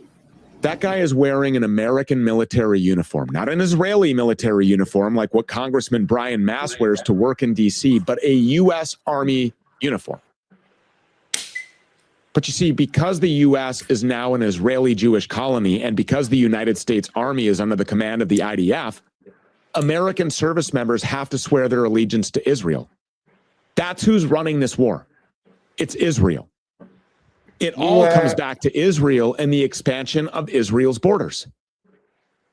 Americans are going to be sent to die in Iran so that Benjamin Netanyahu can go down in history as the genocidal Jewish terrorist who made Greater Israel a reality. And they're not just going to die in Iran. Unfortunately, Israel wants this war to spread, and they will get that. They want this war to be fought all over the Middle East. They want the entire region and then the entire world to burst into flames so that then they can rule over its ashes. I don't think we need that. I'm not on board. Disinformation right there. How so? U.S.military. There's no constitute. There was a continental army, and then you go in to look at the Federalists and the Anti-Federalists and all that. Nobody wanted this U.S. Army or U.S. Navy. That's a foreign corporation, has nothing to do with the Constitution. So the U.S. military has had nothing to do with the constitutional republic. Sorry. And a lot of people didn't want that shit, but you know. What does it say? Hold on. Yeah, there wasn't no Facebook, but I think that there might have been just starting with the whole MySpace until they kidnapped Tom. And then they kidnapped Tom, and I think that's when Facebook came about. Tom was like one of my first friends. Yeah, I mean, come on, same here. guys. Same here. Wonder how US Tom's military. doing. He's probably still sitting there. Yeah, I know. On that chair. Looking surprised. He might have started drinking. Yeah. What, Eric? What? Yeah, no, the U.S. military. Was never constitutionally. Some of the good people that were trying to make that experiment revolution mean something, they were firmly against any standing army. It set up a constitutional army and militia. There was nothing in there for a standing U.S. military. Oh man, I think that guy. And I mean, come on. We got the early history of when American imperialism right there. Smedley Butler. He wasn't serving any country. He was serving the banksters and capitalist interests. And so it's never been anything good, people. Please, let's just stop with this. I was in the military briefly. I got out because I didn't want to be a part of it. I said, F this. I read that Smedley Butler book. Said, I'm not doing this. I come from a family of Marines, Navy. You're not a patriot. Maybe not. So I don't like the. Go ahead. No, the parents patriae doctrine. When you're a patriot, look at it. I seek truth and I stand for freedom. That's pretty much it. I don't know any of the other terms that I need to be, but you know, follow the golden rule. That's all I need. Well, there was apparently a 4.7 earthquake, I guess, in Iran. Oh. And they're trying to say that was them successfully testing a nuke and that they now have one. Mm-hmm. In an area known for earthquakes. No, shut up. It's like California, 4.7 is not really much. No. These liars. Do they have they reported ever in the media that the guy they just killed issued a fatwa that was strictly against nuclear weapons? Well, Rubio state it's not even about nuclear weapons anymore. It's about you can't have drones, you can't have a navy. Plus, Trump said that they destroyed all those things today. I don't know if you caught that. Those are all gone now, apparently. Good God, this is what they do. Oh my God. This is, wow. This is like some kind of thing they do at Purim. Because remember, Jeff was telling me about it on the phone earlier. We was talking on the phone, and he said that he went down in that area where Tyler Oliveira made that video at. Mm-hmm. New Jersey. Yeah, and he's like, he was driving around through there. He saw this kid with them fucking curls hanging down and shit, standing there with a stack of dollar bills. Yeah. And it's like, what's that about? And it's like, watch this shit. This is some kind of crazy ritual they do, man.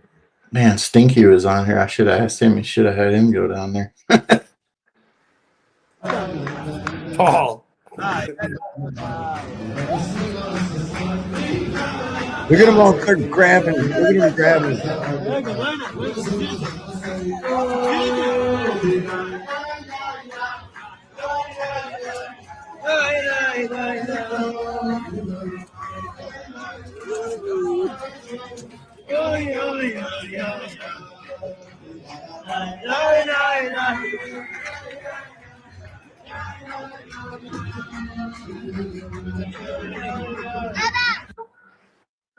They are so fucking weird, man.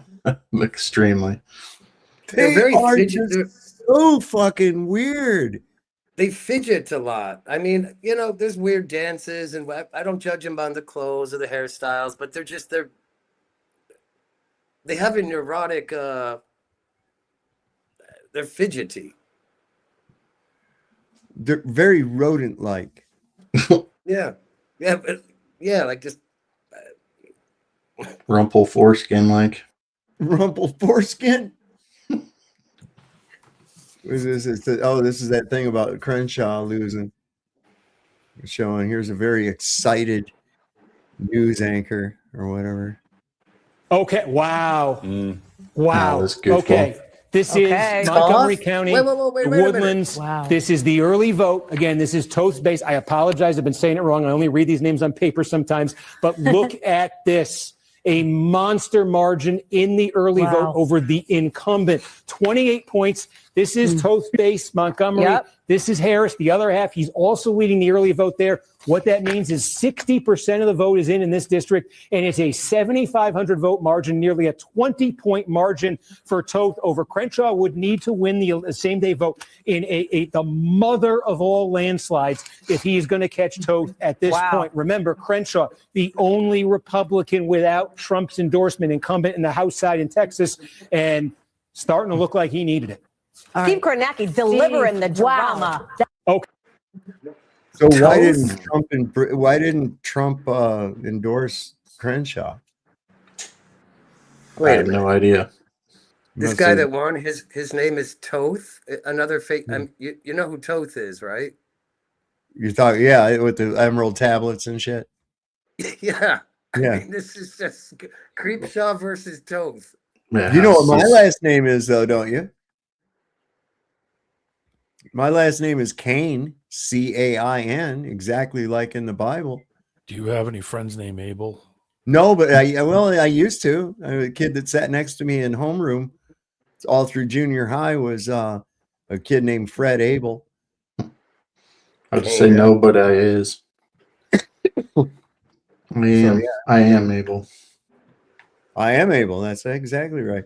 But me and him, it's summer vacation. We, went home for summer vacation, and then when we came back to school, we were talking to each other, and I was like, "What'd you do?" And he said, "Man, I got a dog." I said, "Yeah, I know, me too." And we started describing the dog and where we got it from.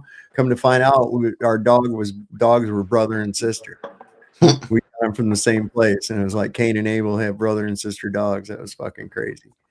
But yeah, everybody always trying to make that stupid joke. Oh, you guys aren't going to fight, are you? Oh, shut the fuck up. God damn it, man. That was a kind of a... So the Israeli media is furious at Rubio for admitting the war is for Israel. Probably the most damaging comment for Israel. That little fucking... He should just go do Ricky Ricardo impersonations or something. Lucy, I'm home. Lucy, I'm home. No, Lucy, you cannot go. Some explaining to do. Babaloo. Babaloo. Yeah, I used to like old Ricky. Ricky was suave. Rico Suave.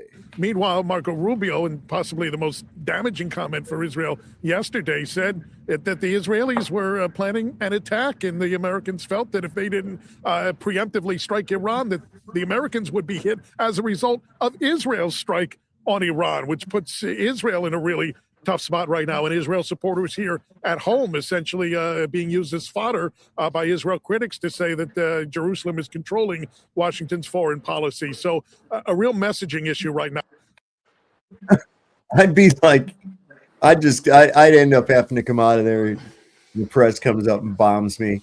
I'd just have to go, look, man, I don't know what the fuck they're doing on in there, man. I quit.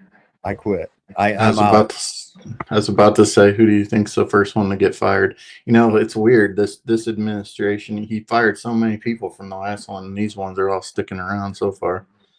Well, and this is the thing. You know, I've said it before. In all reality, the only one that has ever been qualified to do the job that he's hired him for is Stormy Daniels.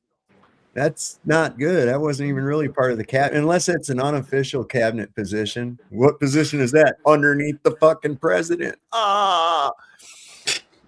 Can you imagine if this was the first administration? You had Bolton in there before. Imagine that, having that guy in a time like this. God. Yeah. Fuck, he's got a nuke stashed up in his You mustache. think Lindsey Graham's bad? Gas prices are up. Yep, $2.97 Yes, there. they are. Gas is not your buddy. Oh.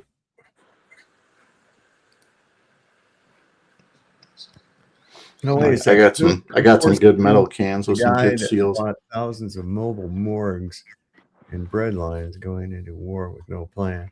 Bread lines. Oh yeah, that's right. We got those morgue things that they built for COVID. What is it? Yeah, look at this thing.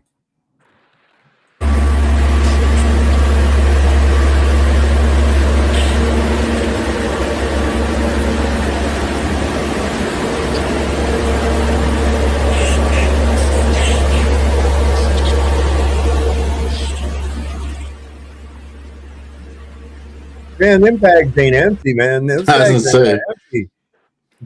Yeah, those what are the pre-filled fuck? bags. Is this from there?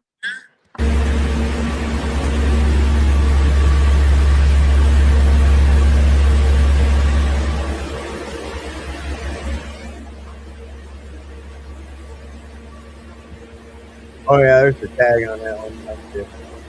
Oh, this is not good. This is our freaking young already.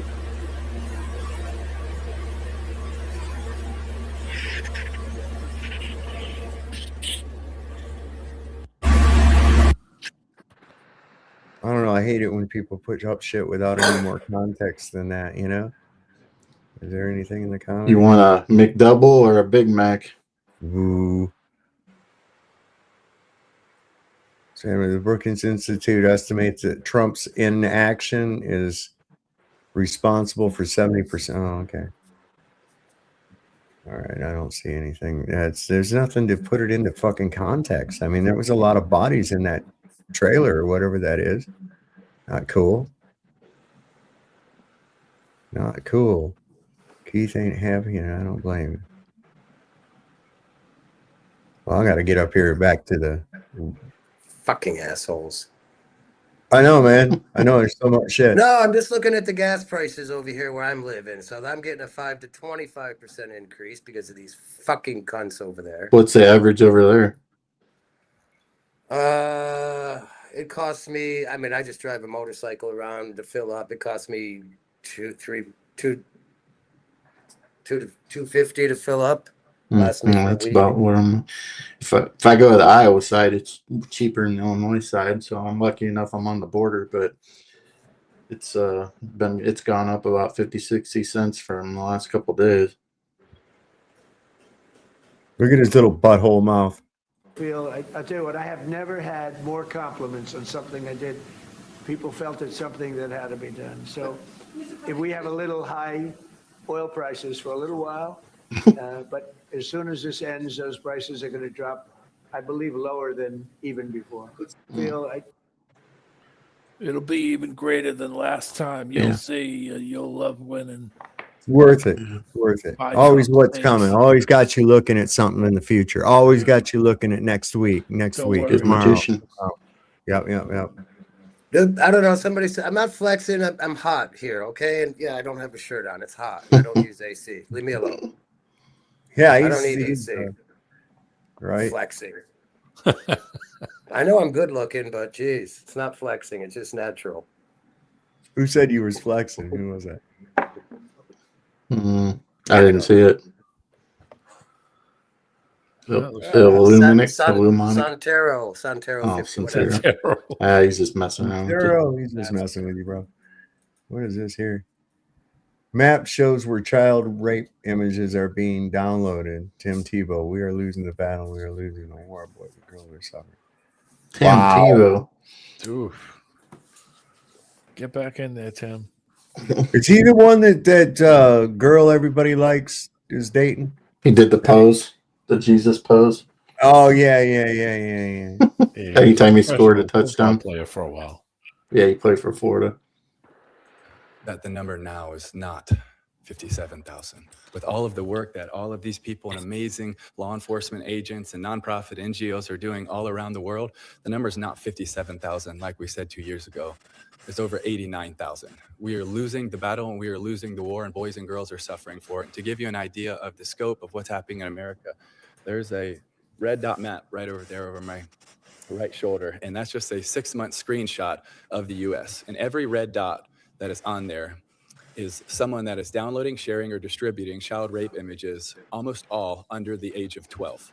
And there's over 330 of them just in that 6-month screenshot. And we know that 55 to 85% of them are also hands-on offenders, and we know that your average offender has 13 victims in their lifetime. The scale of harm right here in America is, to a certain extent, hard to comprehend, but that's why we're here. And when you knock down one of those doors, you also have no idea how many boys and girls you're going to find. From Operation Renewed Hope 1, one of the doors that was knocked down, when they went in and seized his computer, they found that he also had raped 30 other boys and girls in that neighborhood. So there's a lot of work to do. And Ranking Member Durman, you're right. We have to be able to act. A little over a year not going to ago, I was at happen. one of Look at those dots on that fucking map. Holy shit. It's not going to happen. What the fuck is he even spending time telling the people that are fucking protecting it? Telling the pedos about it. Yeah. So it looks like the East Coast is much more. And it's not in America. It's in the so-called United States. Not up. Maybe probably up in so-called Canada, but that disease does not exist in all of the Americas. So it's the United States. And all the judges and all the police, they want to put those people back out there because they like violent people out there because it feeds the system. They'll only catch a low-level person every once in a while, like your local fireman or something. Like, oh yeah, it's CP on his computer, just to satisfy it. It's like, oh yeah, we're out here catching them. It's like, no, you're not. You ain't doing nothing. No, have you seen the videos out there where they've got these pedo hunters and they get the evidence, and then the cops arrest these guys sometimes. Yeah, I know. Just for info's sake, based on recent data, states with the highest total number of registered sex offenders include California with over 120,000, Florida with 78,000. It says when measuring by population density per capita, Oregon often ranks the highest with 790 per 100,000 residents. Wow! I want to say that's where that guy that does it on Rumble, I can't think of his name. I want to say that's where he does. It says high concentrations are found in cities like Wilmington, Delaware, Orlando, Florida. Wilmington, Delaware, Orlando, Florida, and Sioux Falls, South Dakota. And the Transit Florida Department Law Enforcement reported a 62% increase in their registry since 2005. I'll tell you. There's a CPS. Somebody said CPS is a pedo corporation. Yeah, but there's a couple guys over here that I know of, and I'm doing it, but I think I'm going to have to go to the local real police over here, peace officers, and jack up these motherfuckers because they have these. There's this one guy over here, white guy, American, ex-military for sure, and he's got always these little brown kids floating around him, saying they're his kids, and I can smell it on these people. So part of me wants to put him in the fucking sleeping with the fishes, but I think I'm going to have to push the locals to get rid of this dirtbag. How come like nobody ever talks about like Google you know, or that whoever controls the internet allows this stuff on the internet to begin Right. with. It's like, why do you even allow that to be like nobody's like monitoring? You're monitoring the people who are looking at it, but you're not monitoring the people that are uploading it or anything like Right, that. right. So Or making it. that's what I'm saying. Yeah. Yeah. Producing it. You know, that's the Yeah. shit. You What is Yeah, know, it? Google. because remember, every file, it's a digital file these days, like a video or a still image. It has metadata on there, so you can. I don't Right. care who has it, because the feds do plant stuff on people. So like the whole Scott Ritter, I question him because he's got a couple convictions. You know, Scott Ritter, the Yeah, I former know who one. he is. Yeah, it's hard for. I mean, I don't know. I mean, the feds set people up, so let's always remember that. But when are Sure. we going to get? Where's it being produced? Where's it being produced? Oh, you caught some Exactly. That's what weirdo. I'm trying to say. Mm-hmm. Like, why is it even allowed on the internet to We begin talked with? about it the other day that there's a certain group of people that control all the smut, control all those websites, and they take a lot of the money. OnlyFans, especially, sent $11 million to the small head country. $11 million from porn, for a porn website. That's a drop in the bucket. $11 Yeah, million. that's nothing. But I mean, tag on probably 100 other websites. So I Yeah. mean, when you think And about other it, industries as well. yeah, oh yeah, They control, all traditionally controlled by the Jewish mafia.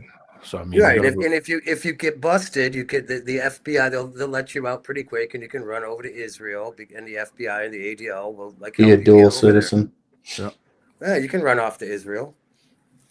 Well, I wanted to show this real quick before I get off here. This is another representative went into that classified briefing.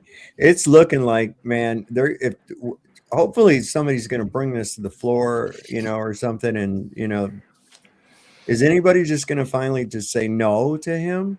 You can't do this shit. That's what I'm wondering. So I don't know what she said yet, but I just want to directly respond to what the speaker just said to the press, which is that Congress should stay out of it. My response is, Mr. Speaker, have you read the United States Constitution? Because the U.S. Constitution is clear that the power to declare war squarely sits with Congress. And it is very clear that this administration has not put forward a viable argument for why the U.S. should be declaring war on Iran and why it has deployed military resources without congressional authorization. So let me amplify a few things that Ranking Member Meeks has put forward. First of all, has this administration provided a viable legal theory of why we should be going to war with Iran? No. Has this administration put forward a credible piece of evidence as to why there was an imminent threat that meets a legal threshold for attacking Iran? No. Can they explain what their post-conflict plan is for rebuilding and stabilizing the region? No. Can they explain whether and how the breakdown in diplomatic efforts occurred? No. Can they explain why they hit a school full of school children and murdered over 100 school children? No. And can they explain how they plan to stop the loss of U.S. service members? No. In fact, as has already been stated publicly, they expect more deaths of American service members. So the American people need to be demanding that Congress pass this war powers resolution. This is Congress's square responsibility, and we are not going to allow this administration to continue to act illegally, unconstitutionally, and without the designated authority to do what it is doing. damn. Okay, I can't believe the well- Speaker of the House would have said such a thing. Congress should just stay out of it. What the fuck are you talking about? She had some good fire there. I just wonder if she had the same fire under Obama. Why is there a war to begin with? No, it's a police action or whatever they fucking just give it another name. Here's a guy from Des Moines, Iowa that just got killed over there. Yeah, I saw it on my local news, actually. Graduated high school just 2 years ago. Pray for his family. Yeah, I know. That was on my local news tonight. And wow, whatever it was a few months ago when they got deployed, it was one of those things that's like, why are these guys getting deployed to Syria or whatever, like the Iowa National Guard? Well, Come to find out, it was for this shit. This is fucking crazy stuff, seeing. What's this guy? It was U.S. CENTCOM Commander Admiral Brad Cooper announces 50,000 troops, 200 fighters, 2 aircraft carriers, and bombers are currently participating in the military campaign against Iran. 50,000 troops, huh? He says Iran is noticeably becoming weaker. Nearly 2,000 dead Iranian targets. I don't believe that. 2,000 out of 9 million. Or, I mean, a million, excuse me. Listen, you realize people just don't understand how fucking big that place is. Yeah. You know? It's like being so naive, you know. You say, well, it's only that far on the map. You know, it's like, well, what kind of map are you using? Zoom in, bitch. I think it's about 2 times bigger in Texas, I want to say. Yeah. They're going to have a rough time. And we don't have the logistics are going to fucking kill them. The logistics are going to kill them. You realize the logistics involved in this operation they didn't even take into account? How are they going to supply all these weaponry? Are they going to get it there? We gave a bunch of it to the Ukraine. We gave a bunch of it to fucking Israel already, and they've bloated up and shit. Somebody was looking at the transponder from the Gerald Ford today, and it's not online still. So that's not even, you know, they're still dealing with their problems they got on that thing. With the whole crappers all overflowing.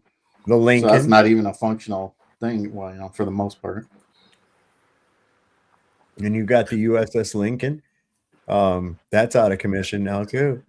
Yeah. So well, those whatever. aircraft carriers are for design. Those are for the dinosaur baby boomers and whatever. Still think it symbolizes American power. That the tech can. They're worthless. I wouldn't say they're worthless. It's just intimidation. They can be put to the bottom of the sea now. Sure. Yeah, that's true. But they've got some might to them. I'll say that much. I'm not saying they're not worthless. That's all I'm saying. No, they're not. They're not. Well, I would say they're outdated. They don't have. That's a new one. That's not an outdated. Well, the Ford is anyway. Yeah. I mean, it's not about those the missiles Iran is using. What do they call those? The side ship, the rail guns or whatever. Those are designed to shoot down missiles that just fly in a straight trajectory. Now these new missiles. Yeah, hypersonic ain't gonna do anything against. Yeah. Yeah, these fucking things take evasive maneuvers and shit. It's crazy. Yeah. I've watched them. They look like they're going out of control or something, you know, but they're not. It's part of their, so you can't lock a bead on it. So, well, I think that's all we're going to have to do here tonight, man. Cheers, people. Good to see everybody. Yeah, man. Thanks everybody for coming up. Everybody showed up in the chat. Y'all don't forget to hit that like button. Keep flowing. Share it around, keep flowing around. We are not monetized, so if you like the show and would like to help support it, not obligated, but if you would like to, you can. The links are down in the description of the video. Also, Tamara Chevelle's books are down there. There's some great reads. We just raffled off some, so go on over there and check them out. They're pretty cool. And don't forget, the Lord loves the working man. Don't ever, ever, ever trust Whitey. See your doctor and get rid of him because he'll probably kill you. And if you heard the shot, it probably wasn't meant for you. We'll see you next time on Sovereign Soul, Unchained Mind. Good night, everybody.